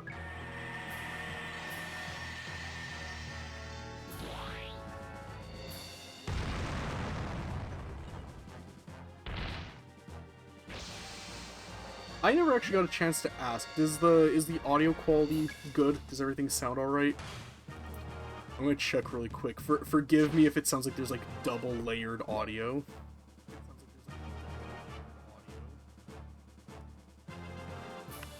Alright, yeah, okay, I think it's good.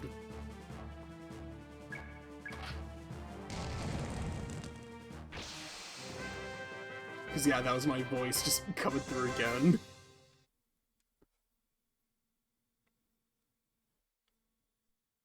Actually, let me check, like, again, one sec. Because I know that, like, my mic is coming through fine, but is the game actually coming through? Has it just been, like, silent this whole time? If it has, that's gonna be really bad. One sec.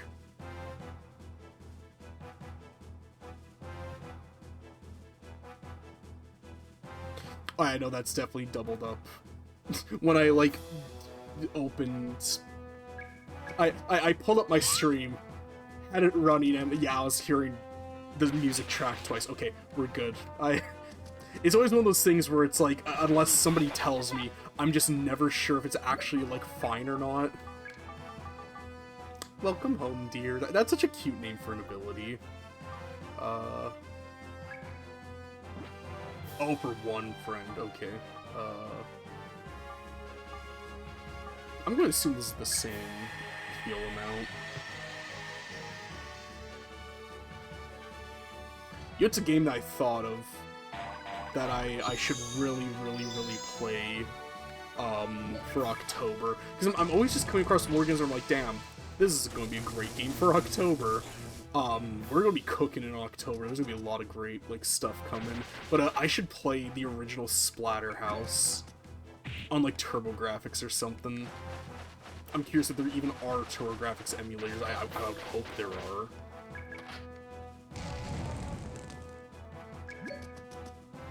I might be geeking the fuck out, but is there a TurboGrafx app on the NSO, or am I just thinking of, like, TurboGrafx being on the Wii? Let me just check one sec. Online.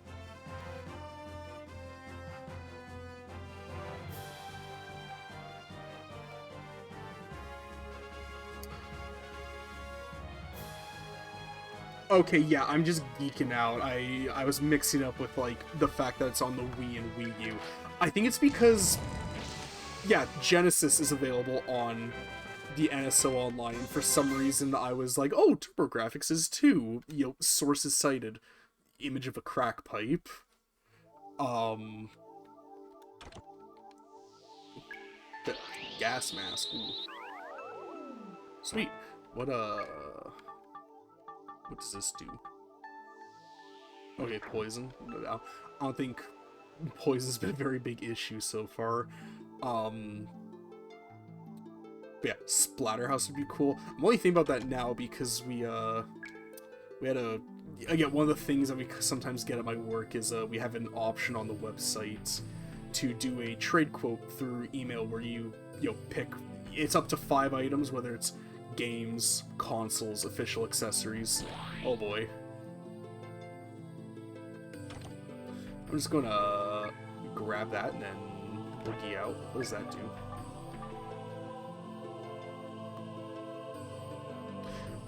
Ah, interesting. Okay, I'll hold on to that. That seems pretty good. What was I talking about? Yes, trade quotes. You know, we'll just get, like, the occasional, hey, I have, like, these things. And, you know, you can do up to 5 items, whether it's, like, you know, games, systems, official accessories. So many people try to put more than 5 in the there's literally a space that says, note, do not use this space for additional games and accessories. Uh-oh. Damn it. Yeah, do not use this space for more games and accessories, yet so many people still just use that space for more games and accessories.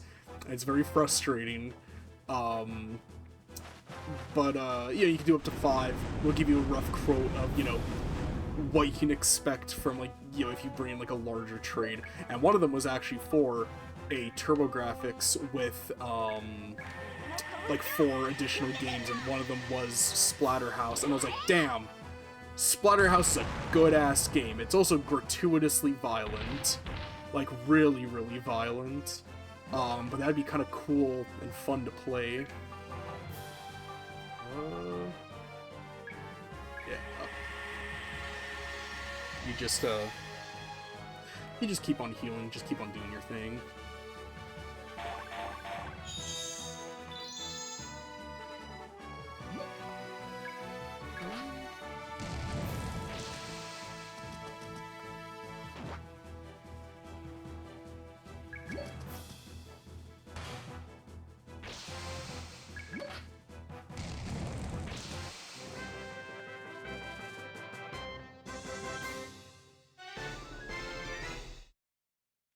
I think I'm just most excited for October to finally get to play Grab by the Ghoulies again, because that's one of those games where, like, I make sure to play through it, like, usually, like, at least once a year, usually during October, or very, very close to Halloween.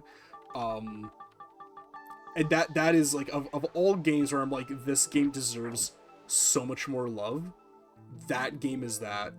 I think it is such bullshit that people are like, oh, Rare died after Microsoft bought them. Like, no, Rare stayed really, really good for a really long time after Rare was bought by Microsoft. I think the big issue... Ooh. Okay. Alright. Alright, big poggers. We actually did make it. Let me save, because I really don't want to lose my progress. So how much would I lose if I didn't save? Woof, like 2 hours. Yeah, no, that would be... That would just fucking break me if I did. What's here? What are you?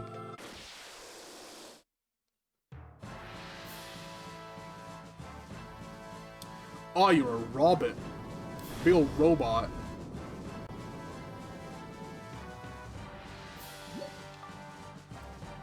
I'm curious, what are you weak to? Are you weak to lightning? Boy, I hope you're weak to lightning.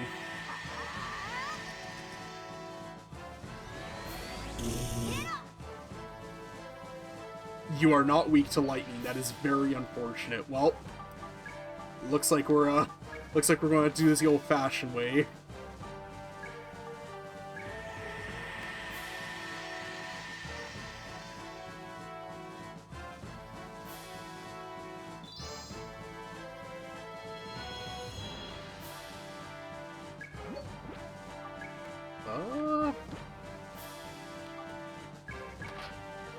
Yeah, honestly, I mean, just basic attack him, I guess. This game's timing.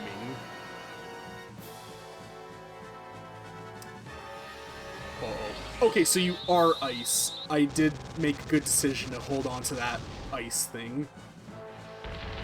How much damage are you doing? Uh-oh. Uh-oh. I don't think we're prepared for this guy. Well.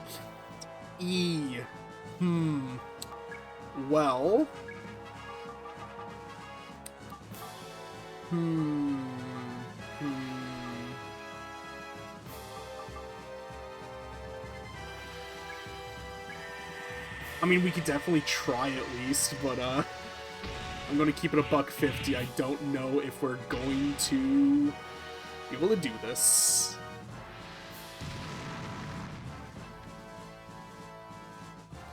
Yeah, I am not putting out very much damage. Where's that item? Yeah, Yeah, I think I'm gonna throw that down and then give us some good healing. I'm gonna assume he isn't gonna just use that like every single turn, otherwise that will be a bit of a McFucking problem.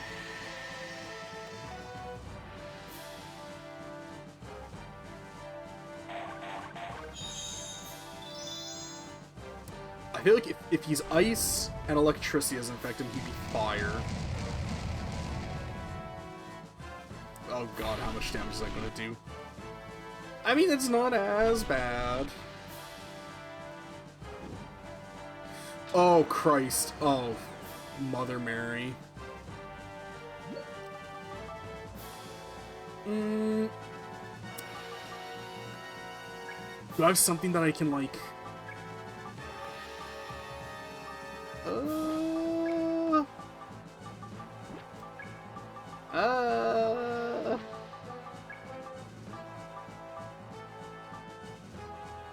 I doubt that that will work, but I mean, Hail Mary, it's worth trying at least.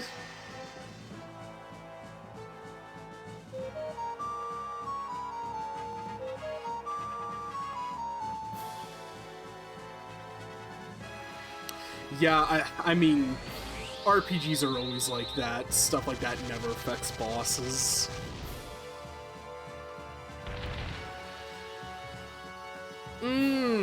Even with that wrap, it's still a little rough. Oh, you know what? I have fireballs. I'll just use the fireballs.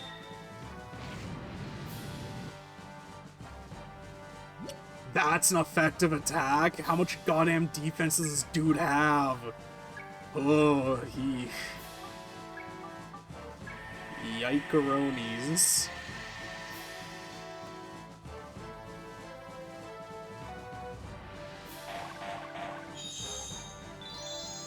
Mike and Yikes.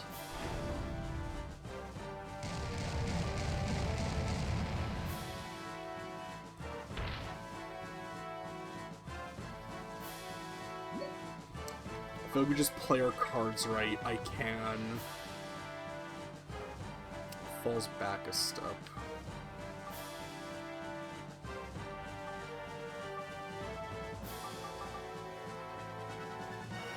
I feel like that's my best option.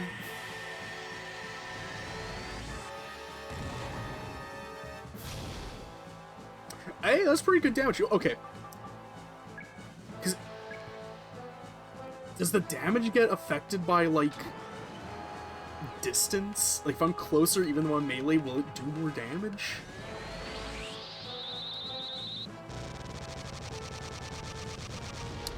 Oh, I'm now seeing the nuance of distance in this. I understand. Image of Aegis from Persona 3 that says, I comprehend.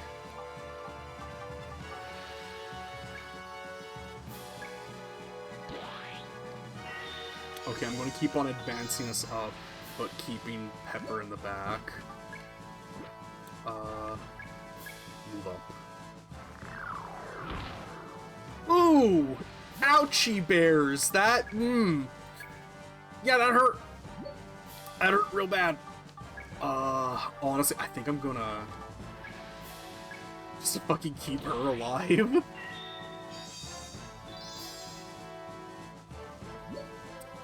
Alright, and now... everybody. Okay, we got this. We're doing it. Unless he just hits us with some insane shit that does, like, all my health in one go.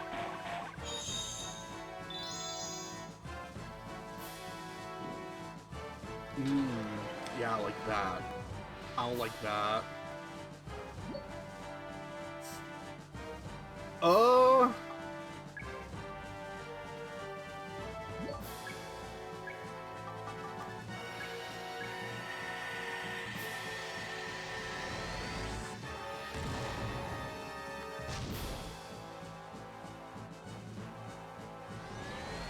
How much damage are you gonna do? Oh, only her? Okay. I mean, yeah, I'll take that. Okay, this isn't nearly as bad as I thought it was going to be. Alright. Alright, just play it smart, don't just like autopilot. And I should be good. What else do I got though?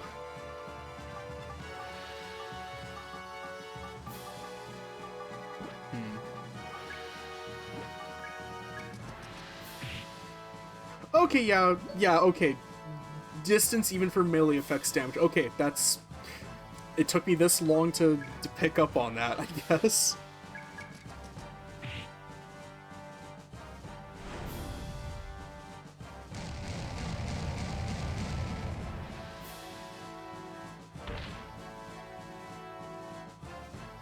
God, I almost feel like I should move you back one.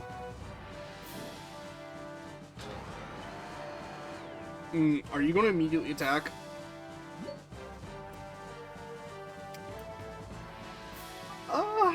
I don't know what line he's going to attack, so I'm just gonna yoinky sploinky it.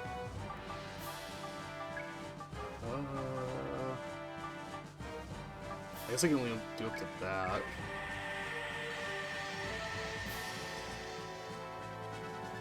Boink, bonk, boink.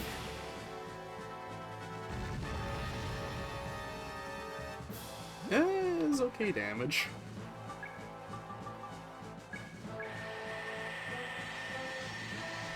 Man, I have not had dinner yet, and I am like really hungry, but I can wait. I can tough it out.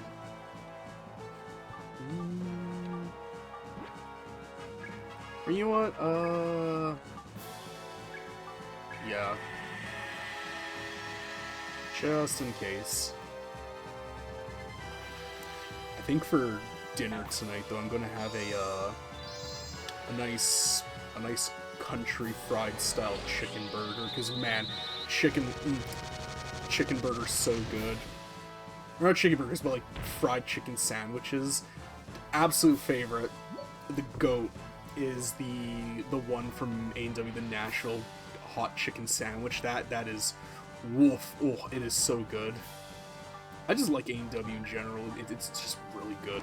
It's pricey, but like you get the quality from what you're paying for.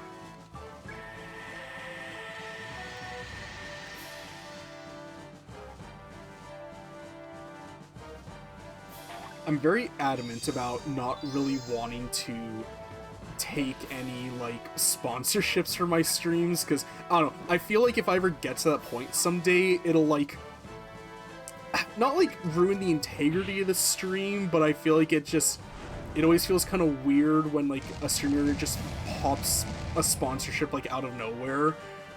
I think the one exception is I would take, if somehow Monster was like, hey, we know you like our stuff, we'll sponsor you. My sponsorship, like, script, I'd be like, I'm ready to party like a rock star. I'm about to take a sip of, like, the drink, and they go, with Monster Energy, and I hold it up to, like, the camera, or whatever. You know, the camera that I also don't use, because I don't want to do webcam stuff. And I feel like Monster would just be like, hey, Darian, you can't do that. You can't directly name drop our competitors. That's, you're not allowed to do that. Please don't do that. And I would do it again, and then I would lose the sponsorship completely. And then I have to take up Big Red, I think it's called. And, you know, sponsorship. Chew Big Red or go fuck yourself. Oh, hey, we did it. Cool.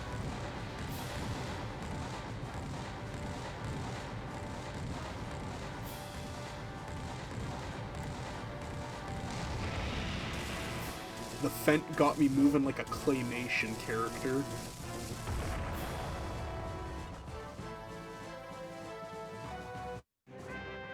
Nice. Alright, I wasn't really expecting to beat him, but we did it. Cool. Very pog.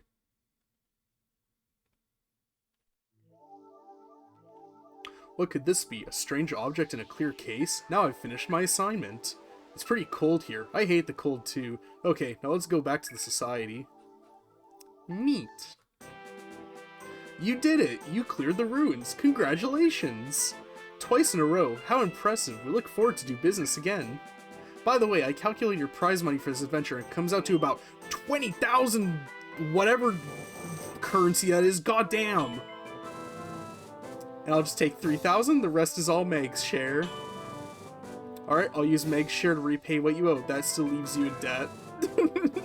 Since it wouldn't be fair to Meg to use all of his share to repay the Launcher family's debt, I'll just take 13,600 to apply toward your outstanding debt. That leaves you with a remainder of $3,400, Meg. I had so much fun on your adventure, Meg. I hope you invite me again. Well, see you around. Ciao. Wait, I forget. I did like a Louisiana accent for her. I forgot that I was doing, like, voices for the characters.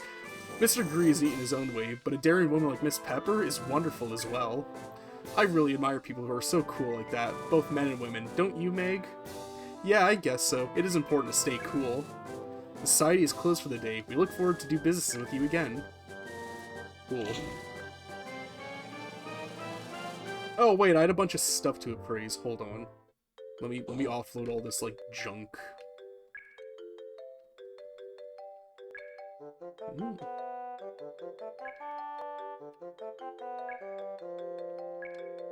Yes. Wow.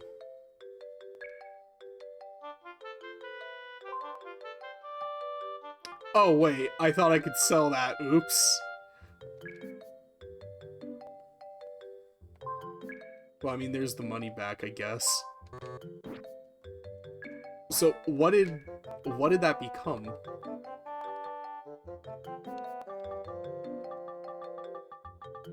Fang powder.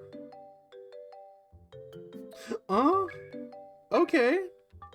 Okay. Yum, yum, yum. I mean, yeah, I guess that's worth it then. Just flat increase, yeah. Alright. Sell some more junk.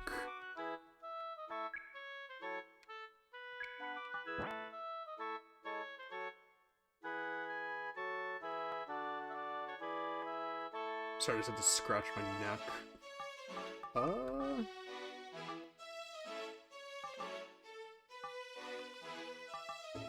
Yeah, you can sell that. That.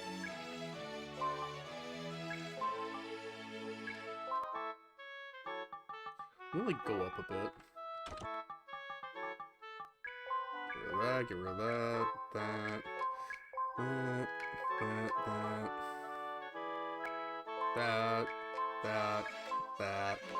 and that. Okay. I can't remember. Do I have fire parts?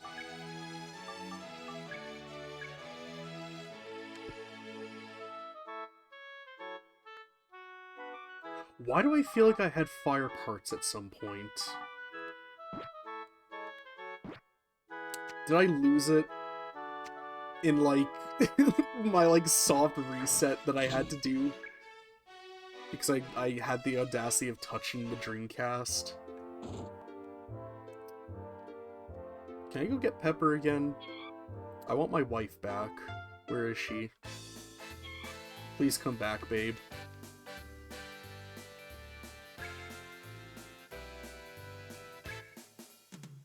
Okay, I guess I'll have to progress the story, then get her again. Oopsie.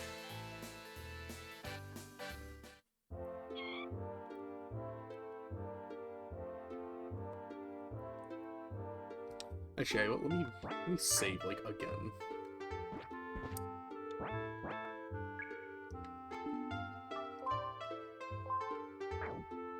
Cool. Wait, can I go in here? Oh, I didn't even know this was a building you could go in. Who's in here?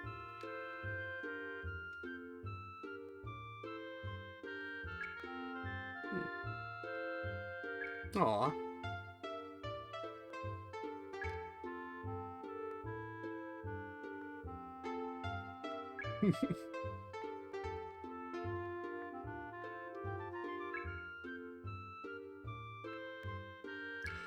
Oh, I can take her too? Oh, that's cool. Okay, you know what? I like Pepper. I love her a lot. But I'll take Chain Gun next time. That's cool.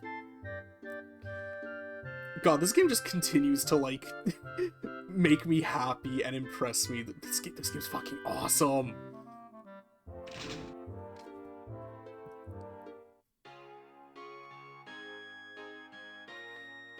Welcome back, Meg. What are your plans for the rest of today? Yeah, I'm tired. I'll just call it a day. Cool.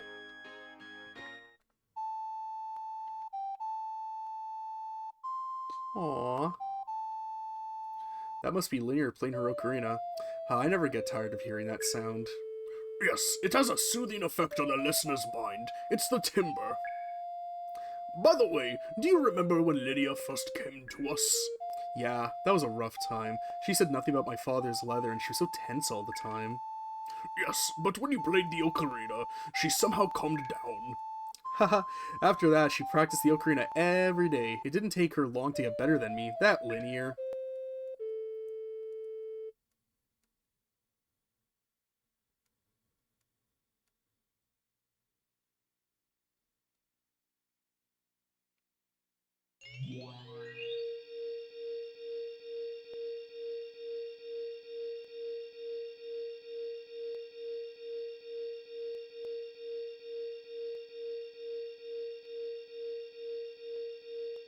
Oh, so you can just do that now?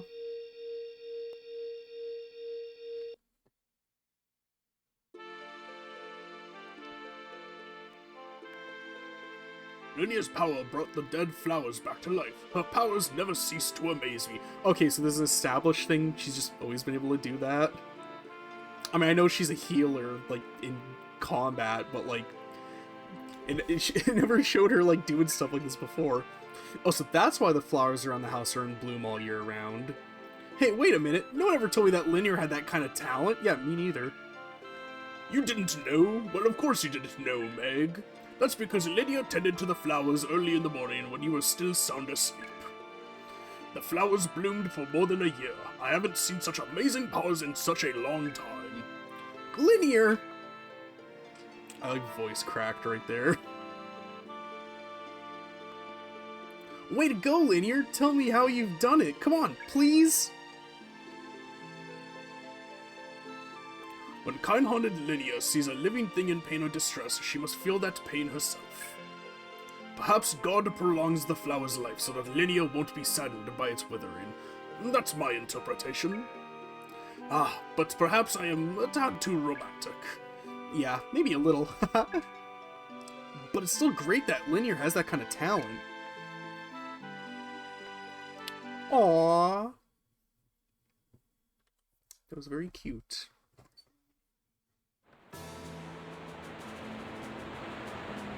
Oh, this fucking dude again. Holy, sir, a massive energy reaction. Whatever it is, it's huge. What voice did I do for this guy again? It's like a snivelly, like, commander voice. So here it is after all. It must be evolution, the most important legacy from the ancient civilization. Sir, I have the numbers. The first response was indeterminate. Then 9,200. No. Oh, I thought that was like a comma. 9,200. No, 9,300 every 2 seconds. Wonderful. Now tell me, where is it coming from? Here, near Panem Town, sir. Panem Town? Ah, yes, home of Azrock Launcher. I knew that little brat was hiding something. I wonder what we will find. Listen, send a message to the homeland requesting official deployment of the 4th Fleet now on standby. Tell them we need reinforcements to protect the research vessel. They'll believe that. You goose-stepping goofball.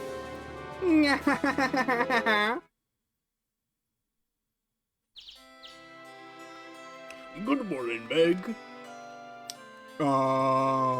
Good morning, you two. It wouldn't hurt to get up early. I got up with the rising sun. I don't know why I'm giving everybody rolling R's. With the rising sun, it feels great to live such a healthy life. Oh yeah? Well, that's not the life for me. I'm no rooster. I'm just not a morning person. God, felt. That's so real. Going back to what we were talking about earlier. Linear, you hate mornings too, right? How could Linnea hate mornings? Every morning without fail, she has watered the plants around the house. Oh yeah, that's right. So you do like to take care of people, don't you? Of course, that is why she is always with you. Haha. Hey, give me a break, will you agree? Or I guess Gray. Because, you know, grenade. Or, yeah, Gra. Is it literally just Gra?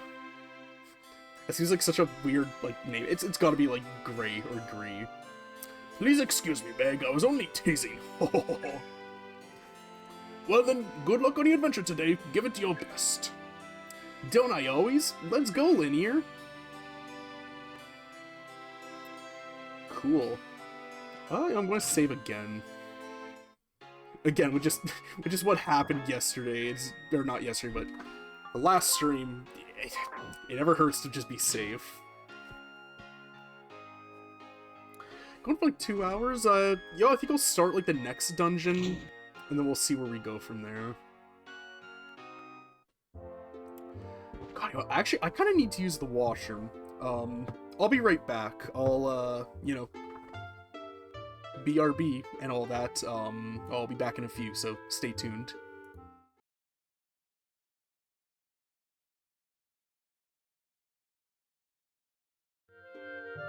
Alrighty, we are back.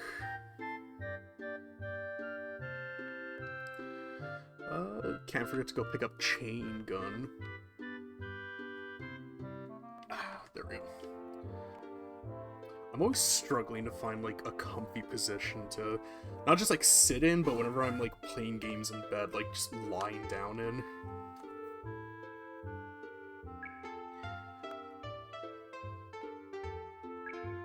Okay, I guess I have to go do this first and then get you.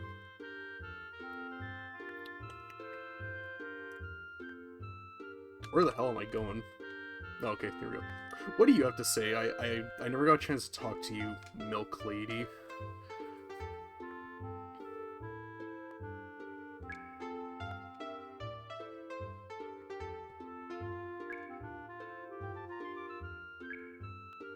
Interesting.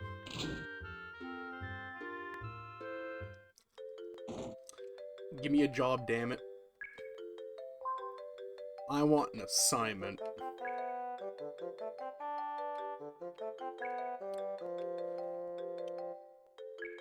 Cool. Okay, what do we got? Heaven and... Is that it? Heaven and Shoal Ruins?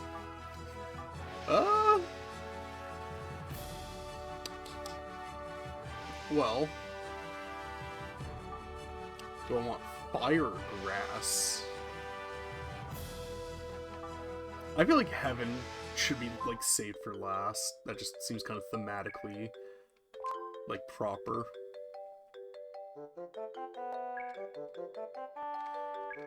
Cool. I'm going to go get Chain Gun. I think that's really fun that you can get Chain Gun. I like her a lot. She's very... How do I put it? Very spunky, very... explosive, I guess.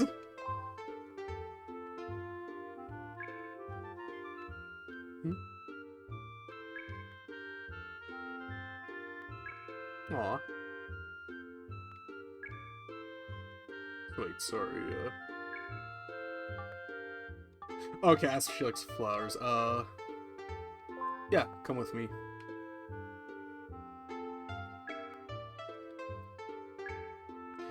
Oh, Chain, you're so...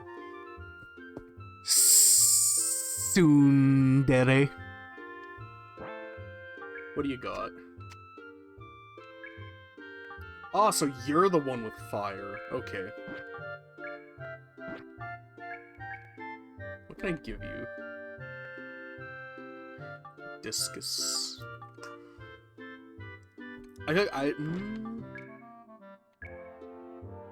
So what does that do? What's jet parts? Let's see, fight with a body slam. I feel like that'd be like multiple people, but I want you to be like our elemental guy. What else can I... No, I guess I sold everything, didn't I? Yeah. Well, we'll upgrade our stuff.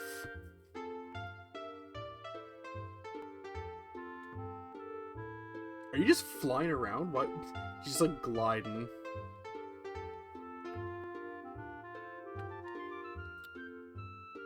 That's cute. I like that. Here, let me talk to you.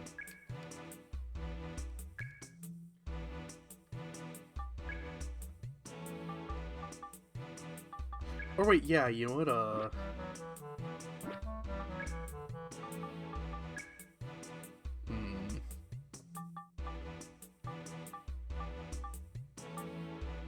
Actually, want to upgrade that, because I'm using that quite a bit.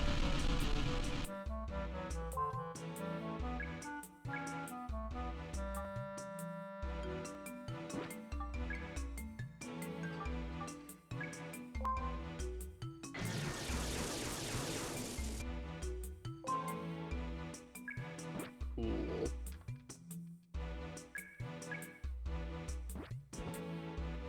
Alright, so what the...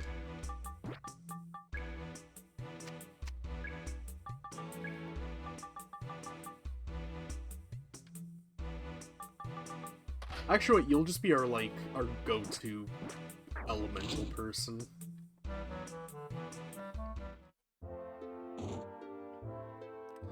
I don't know if that's, like, the proper meta way to use her, but, like, I've decided that is now.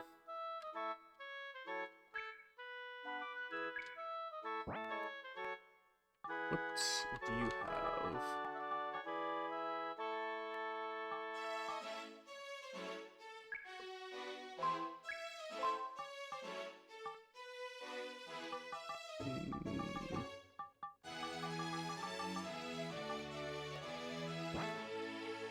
Oh, okay, I can check the stats. Okay. Wow, that's a big increase. I think Chain already had a heavy coat, so let me ouch, that's a big drop, but you'll live and learn, I guess. Yeah.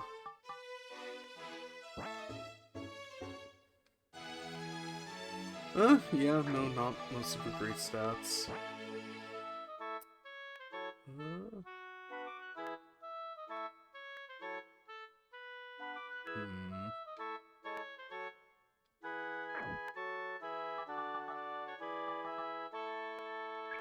We're stock up on Nowlins. Actually, I'll need more.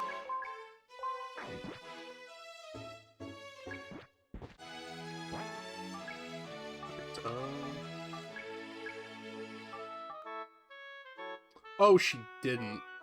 I'm silly. Well, I guess you double live and you double learn.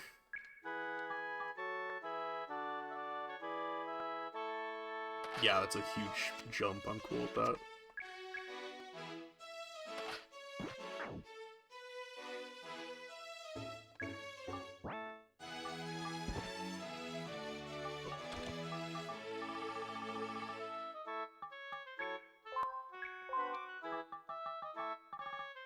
Okay, I can rebuy it now.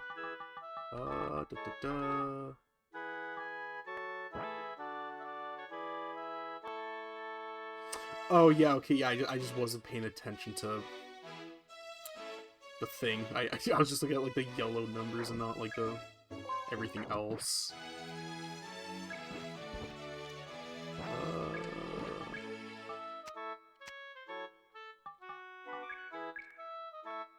Cool.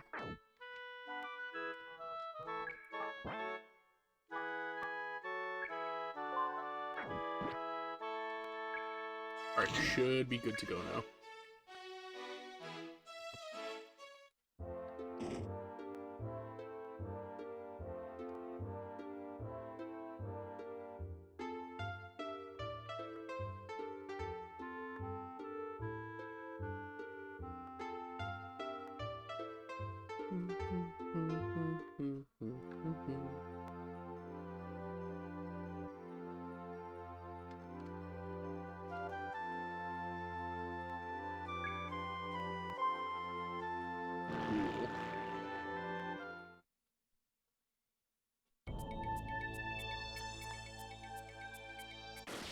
What are you?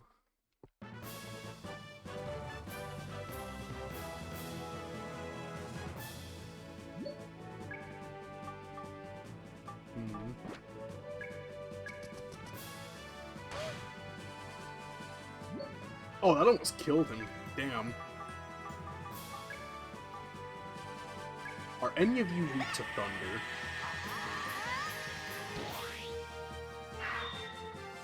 You are, okay.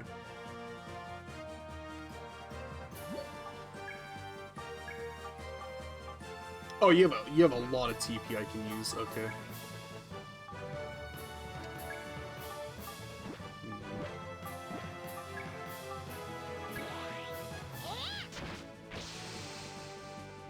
I like her side frame, just a big old fucking sword. That's great.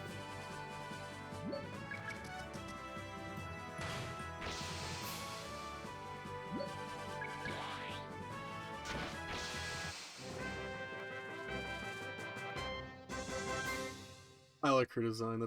That's a very good design. I like small character with a big ass weapon. That's always just like a guaranteed like good design.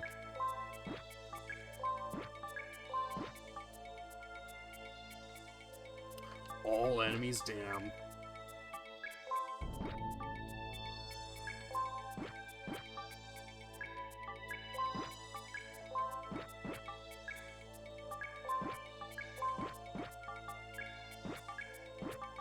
Okay, cool. Yeah, now we can just kind of get the rest.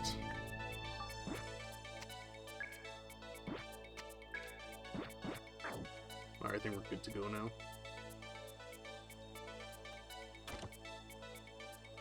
It's a very nice, like, change of scenery after being in the other place for so long. Can I fall? Okay, I can't.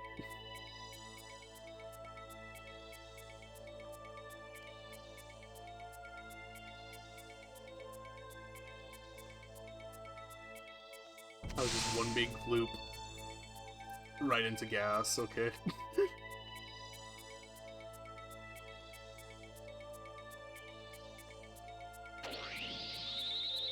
What was that? Okay, cool. I'm cool with that.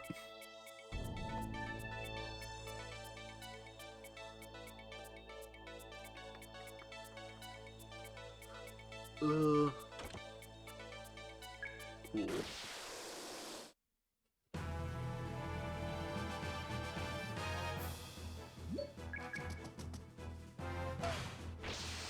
Oh, well, I mean, you just want to be that fast, then sure, I won't complain.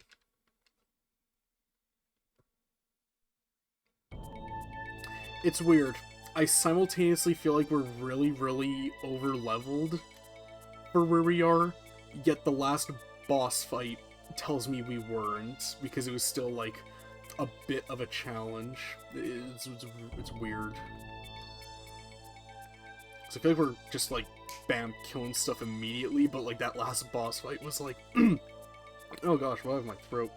Like, dust or something fell in there. It's, very hard.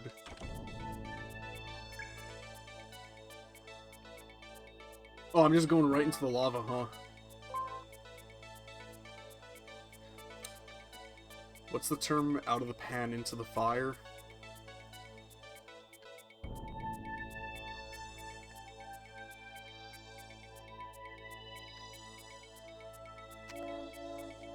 Oh. Oh no, what will I ever do without my singular Nowlin?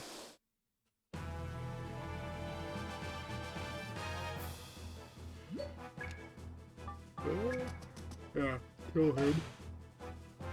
Blow him apart. So what are you weak to? Are you... Should do the weaker one, just like, check.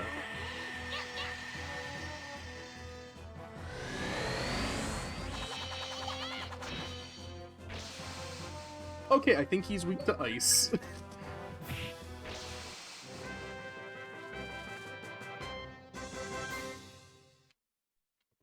How close am I to leveling up? Status. About 600 off. I say about 600 as if that's not exactly 600. About 800. You're pretty close. Okay. Oh. Oh, gee, I wonder where it could possibly be. Oh, golly, I thought we would never find that. Thank goodness. I'm just losing all my Nowlins, huh?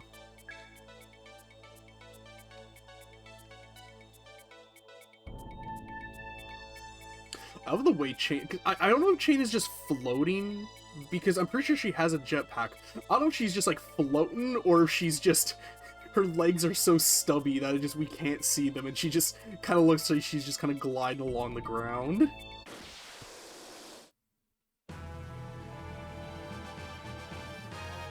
Yeah, that's another character archetype I like, is small body full of, like, anger and, like, ferocity.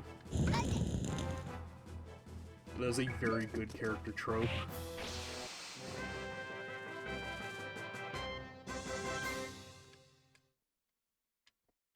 Cool.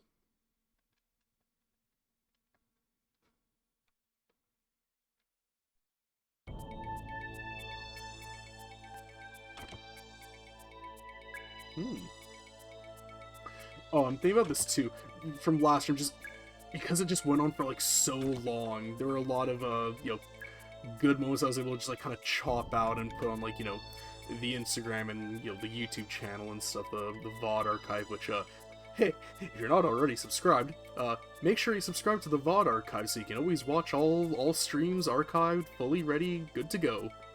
Wink. Wink, wink. And god, that took so long, just getting, like, everything just chopped out, edited. I say edited as if it's, you know, not just me literally just, like, yoink, like, taking segments out.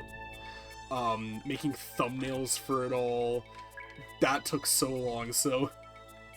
You know, with it being much shorter this time around, fingers crossed I'm not going to be spending, like, 4 hours doing that again. The one thing that's really nice, because I'm a bit of a digital hoarder. Sorry, let me just scratch my ankle. I got the itchy ankles. Being like a digital hoarder, just always holding on to all files. It's very convenient that I haven't been deleting any of my, like, clips that I've saved, because when I eventually sell out and I do an actual... I would always joke with my friends before I started streaming that, you know, oh, one day when I start finally streaming, we're going to live in a world where there's an actual, you know, Darian Breen Funny Moments compilation, and I would always joke with them about that. But now we're looking like that's an actual real, like, legitimate possibility. So, you know, when I eventually sell out and I do finally do a Darian Breen Funny Moments part, you know, whatever, I'm just going to have all the clips just, you know, bam, ready to go, and I can just in DaVinci Resolve very lazily just slap them all in there, have them ordered chronologically to when they happen, and then I could just, you know, plop that video out and be like, yep, we're good to go.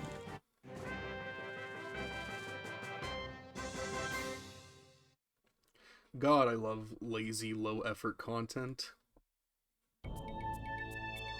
I shouldn't say that about myself. I'm proud of the content that I make.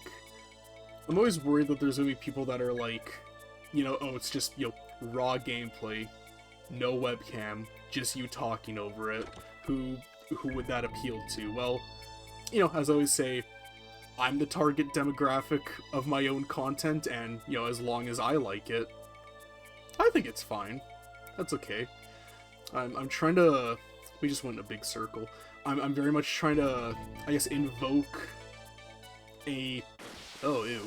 I'm kind of trying to evoke the vibe of the content that, like, I grew up on. Just, you know, gameplay commentary, guy just talking, no webcam bullshit. You know, you don't need to see my ugly fucking mug taking up, like, 30% of the screen.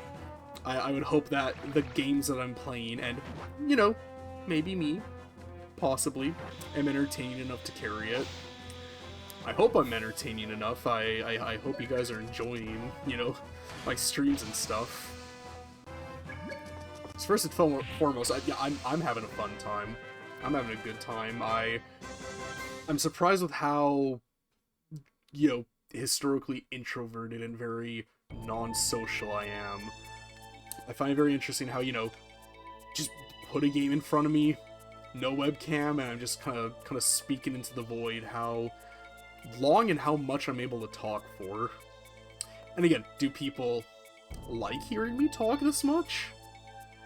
Maybe. I have people watching my VOD content, which is, you know, every time I see that people are watching and liking it, or, you know, goodness forbid, subscribing, people like my stuff enough to want to know when I make more of it, makes me feel great. It makes me feel very good. And, you know, hopefully, you know, I just get to keep doing this. It'd be cool. It'd be nice.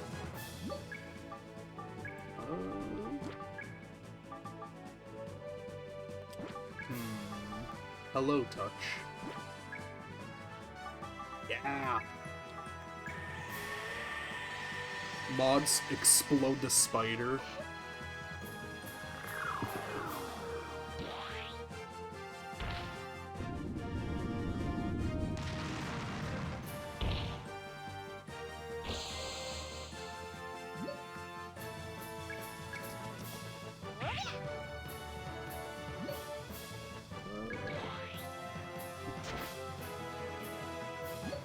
Just keep on slicing and dicing. Man, I'm at such like a crossroads, because I think I've mentioned before, but my, you know, favorite genre of any game are, you know, RPGs. Love JRPGs, love all types of them, and I want to play a ton of them, but I think the big issue is that so many of them are so long, and I'm curious if people would, you know, want to see that kind of stuff, because I was considering leaving Bravely Default's the Switch remaster for the stream, but I was thinking about it, I'm like, god, that's like a 60, 70 hour long game. Like, would people want to see me slowly play that over the course of like a month? You know, if I kept up with like every other day streams, like, is that something that people would like want to do? But at the same time, I also don't want to do just a ton of, like, you know, one-off or, like, 2-episode-long streams. But I also don't want to stream for a short amount of time. Like, I want to do good amounts.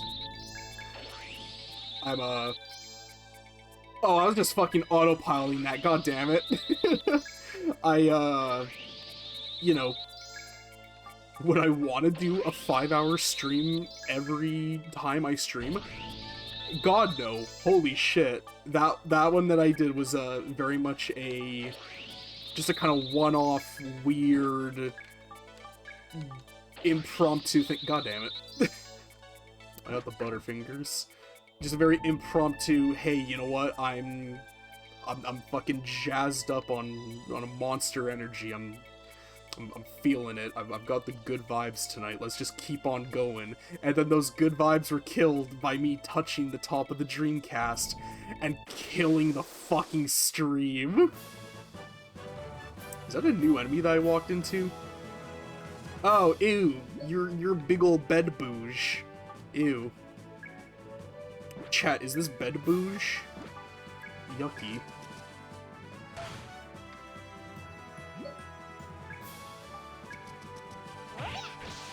I have no idea what you're capable of.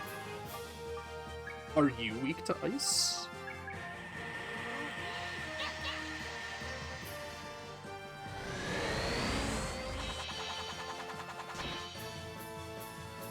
You are not weak to ice.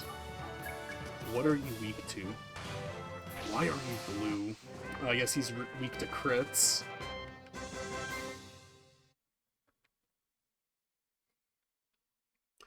Guys, we gotta find the treasure.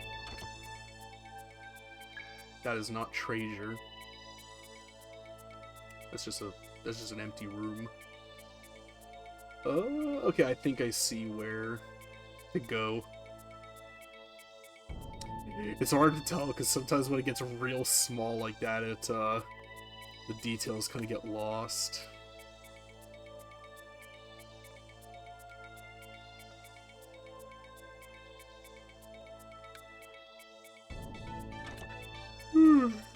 God. I'm tired, but also not tired at the same time.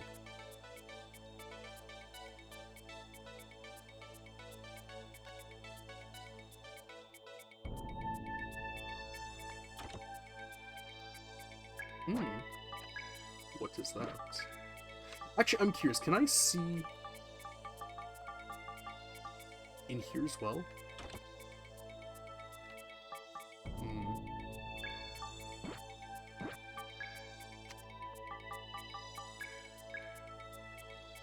Oh, that's just a complete downgrade. Never mind.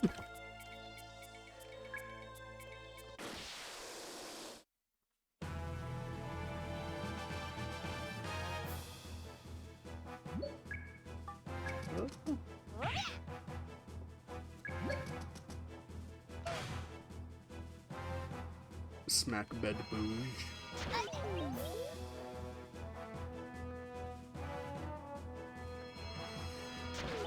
No. Oh, jeez.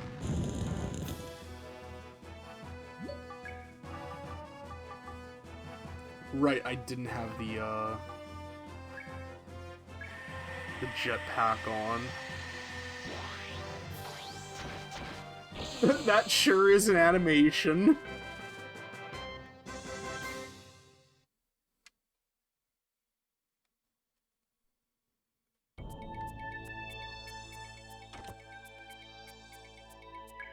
What is that?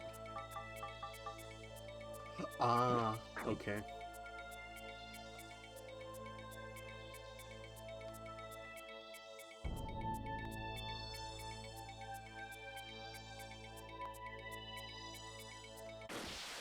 Oh, it is bed booge.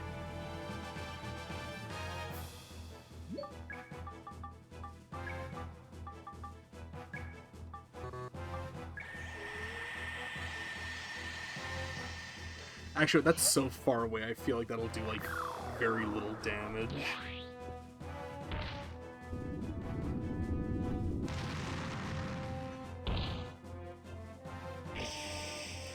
Okay, it's probably just me, but Chain's, like, little, like, icon on the HUD, because of how it looks like it's, like, I definitely know that that white stuff is supposed to be, like, the fur of her coat, but it looks like a DreamWorks, like, you know, the DreamWorks face that, like, all their characters have, the, you know, the raised eyebrow and, like, the kind of, like, smug smirk. That kind of looks like it's, like, the teeth of her mouth, and it's, like, the DreamWorks smile. At least that's how I see it. That's what it looks like to me. Do I want to go down? No, I'm gonna keep exploring. I want more treasure. I need to heal you up.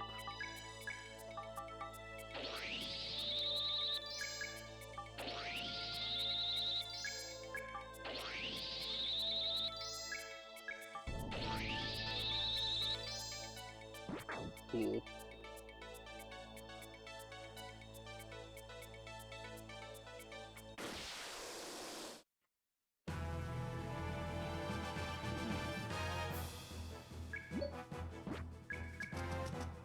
Yeah, just keep on smacking, hacking and whacking and smacking, smacking and hacking and whacking, smack, hack, chopping that meat.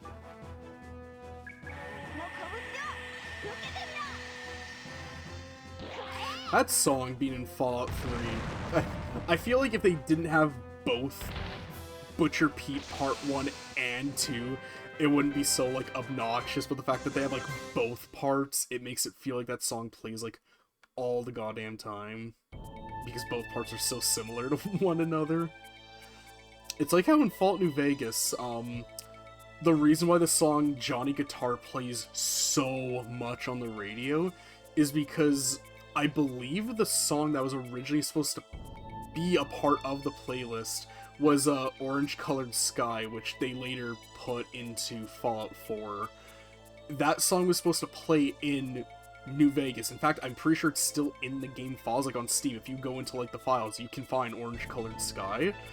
But the issue was they like named the file incorrectly, so whenever the game sources which song to play on the radio, if it picks Orange Colored Sky, instead it'll play Johnny Guitar, but Johnny Guitar as the file will still play when it does the proper one, so that song plays, it's like twice as likely that that song will play more than any other song, which is why it feels like that song just plays so much whenever you have the radio on.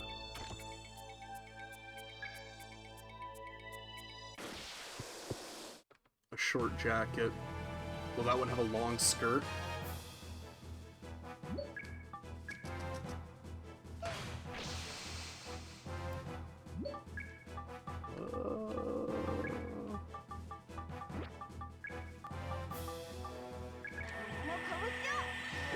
Fuck it. Go my dive punch.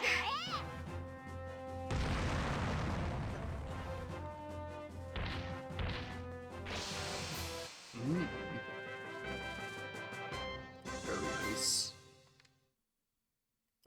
Phages and nucleus. Sure.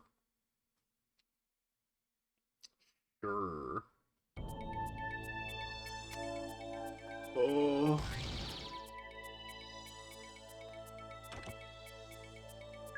Cool. Wing kerchief. Is there a chest down here that I missed? Oh. Fuck. Oh no, it's just that. Am I going to step on that again? Okay, cool. Well, never mind. Stepped on that instead. Ugh.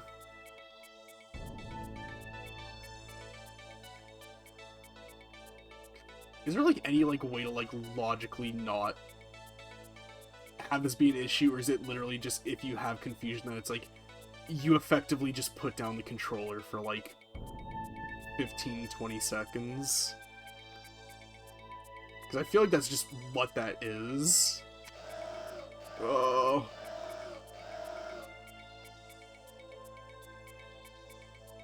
I think my only issue with the game that I've had is like stuff like that. Like this hallway, this walk path is so narrow that like if there's a trap, then it's like, well, I can't really do much about it, and it looks like, you know, this is the only way to proceed. So it's like, well, you just gotta kind of eat that. What is monster egg? Ah, a gourmet would die for this. Man, I would swim across a lake, a whole lake for, oh, what's the line from Xavier? I would swim across a whole lake just for these deviled egg cakes. What a peculiar thing to say. Poison gnawing. Whatever, go my Meg.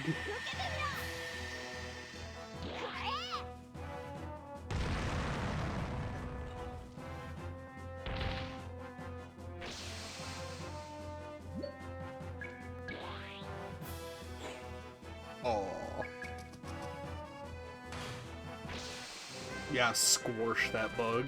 Squash it good. Mmm.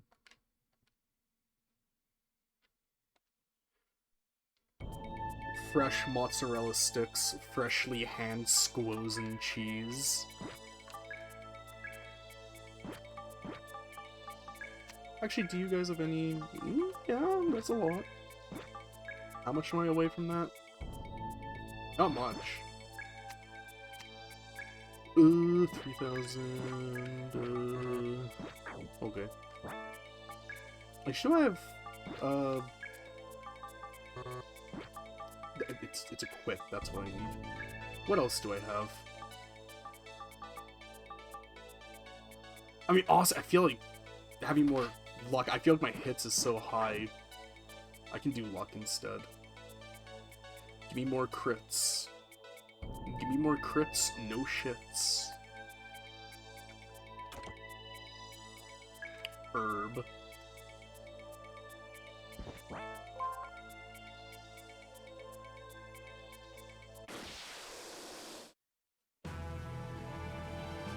I don't know, I guess Herb kind of just reminds me of, you know, KFC, I guess, but, like, why is fried chicken so crazy expensive? It sucks so much. I love fried chicken, but, like, every single fried chicken place, it's always so, like, just crazy expensive, and it pains me, like, every time.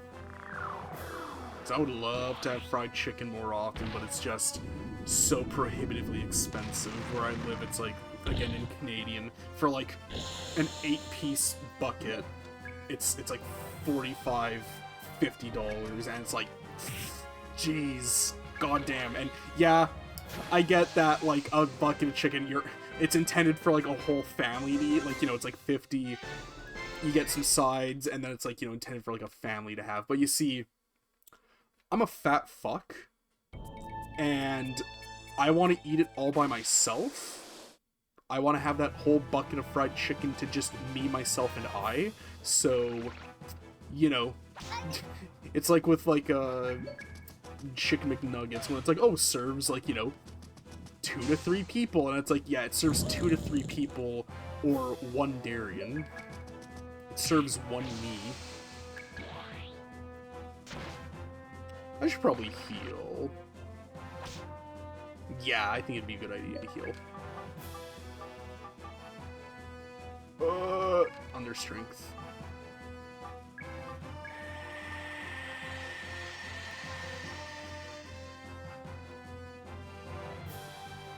I'm curious if it's even, like, really worth it to move up in battles, because I feel like I'm doing fine. Or move up in, like, regular battles. And boss battles is every, like, yeah, like, move up and reposition. But, like, I feel like we're doing, like, fine in just this.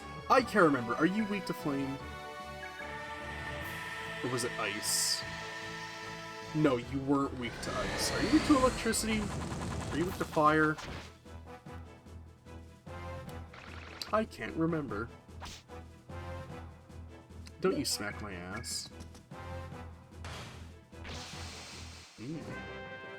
But I'll smack yours.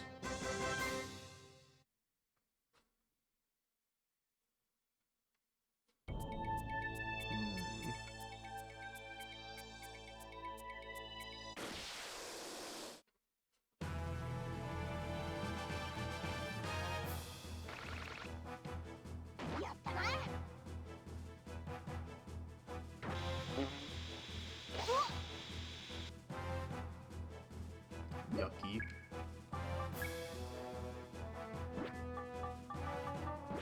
Are you on this? You're not on the same level.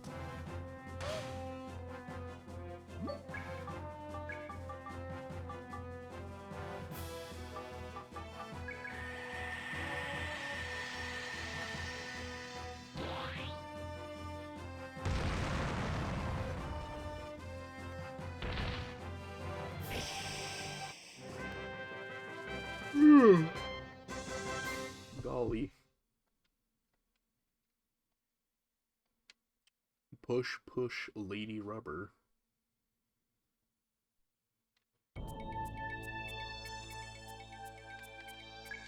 Oh, what can I use? Yeah, I can use...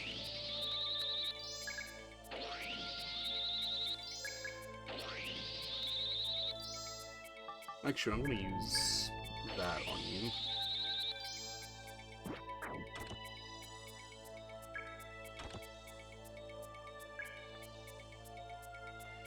Yeah.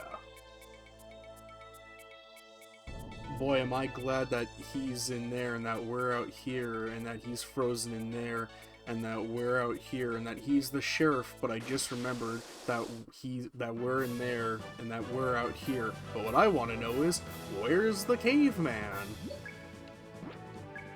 I think I messed that up, but if you know, you know.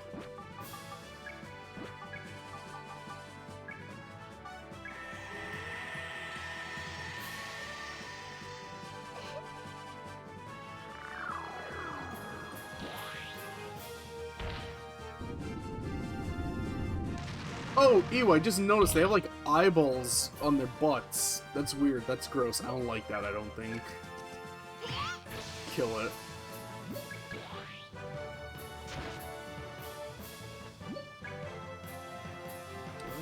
Yeah.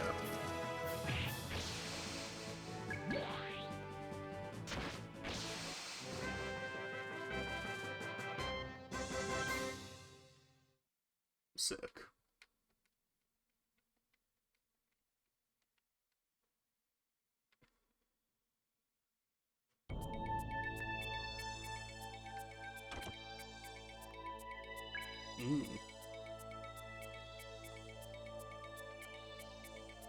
God, every time I read New Style Gun, this is such an incredibly random thing that I feel like nobody's gonna know what the hell I'm talking about.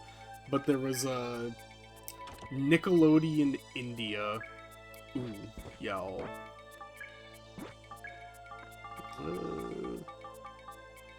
Wait, did I grab that?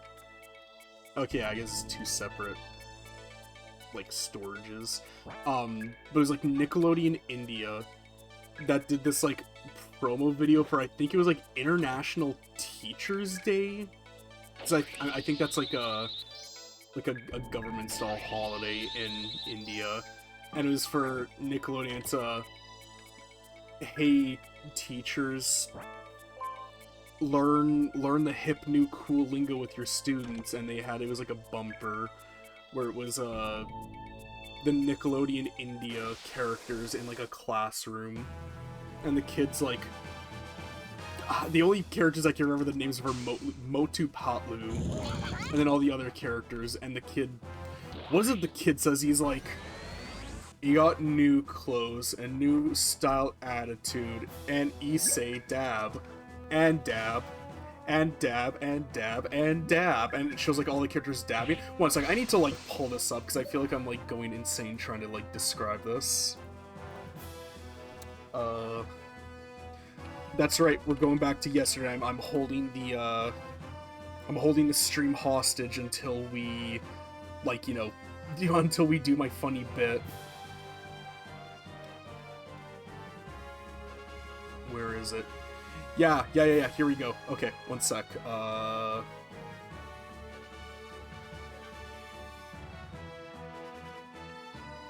Here we go.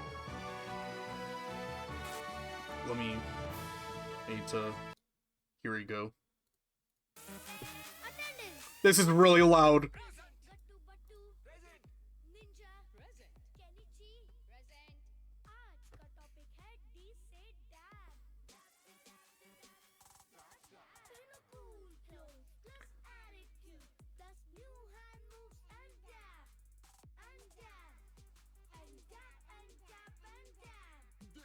It's so just lifeless looking. It's so bad. Yeah. So, where's the volume? Here we go. So to go back to what I was saying very schizophrenically, yeah, so every time I read New Style Gun, I think of new...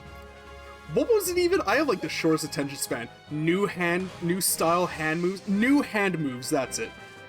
New hand moves, and Issei dab, and dab, and dab, and dab, and dab. And it's showing all these, like, classic legacy characters very soullessly in 3D dabbing. I don't know, I respect it for how sincere it is, but that doesn't mean I have to like it. I don't think I've ever used, like, any of these, like, status items, like, ever.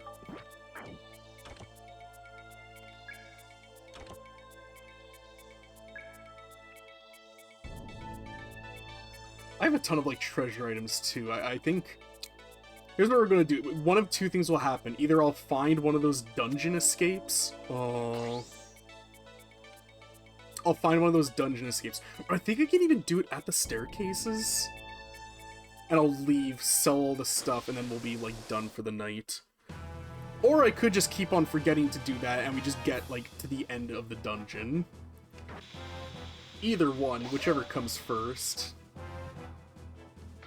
Yeah, because I'm hitting over 3 hours. I don't feel tired, but I don't want to have a repeat of where we go until, like, 2 in the morning, and then I'm up until, like, 8 in the morning. And then I just sleep all day, and it's just, like, you know, I just get, like, nothing else done. Granted, I am an adult, and it is my day off, and, you know, I'm an adult. I can decide, you know what, I am just gonna sleep all day. Which, admittedly, is a habit I should probably stop, because I'm quite literally sleeping my life away. But it's okay, because the following day, I get to play funny video games online for random people around the world. And really, what more could you ever ask for? A stable economy, maybe? And Issei dab! And dab! And dab! And dab! And dab! I'm sorry, just every time I see it, it just immediately makes me think of that. The way she just, like, snaps back into place like a Lego piece is so funny. Yeah, you know, just, hit him something good.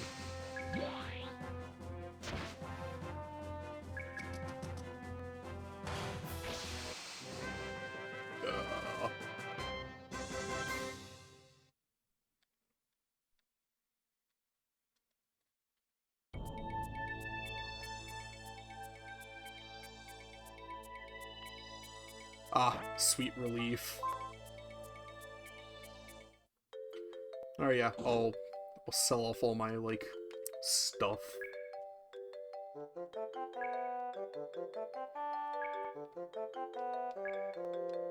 Yeah. 400. 400. 800. Woof! That's a lot! What?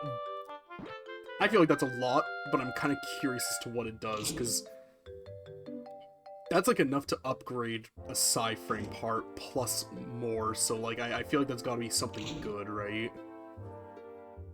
Surely that's something good.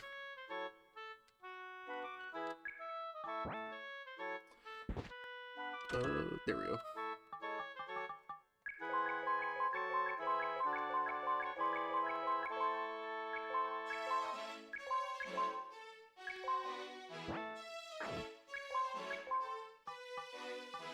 Man, that's still not enough to see what that'll become.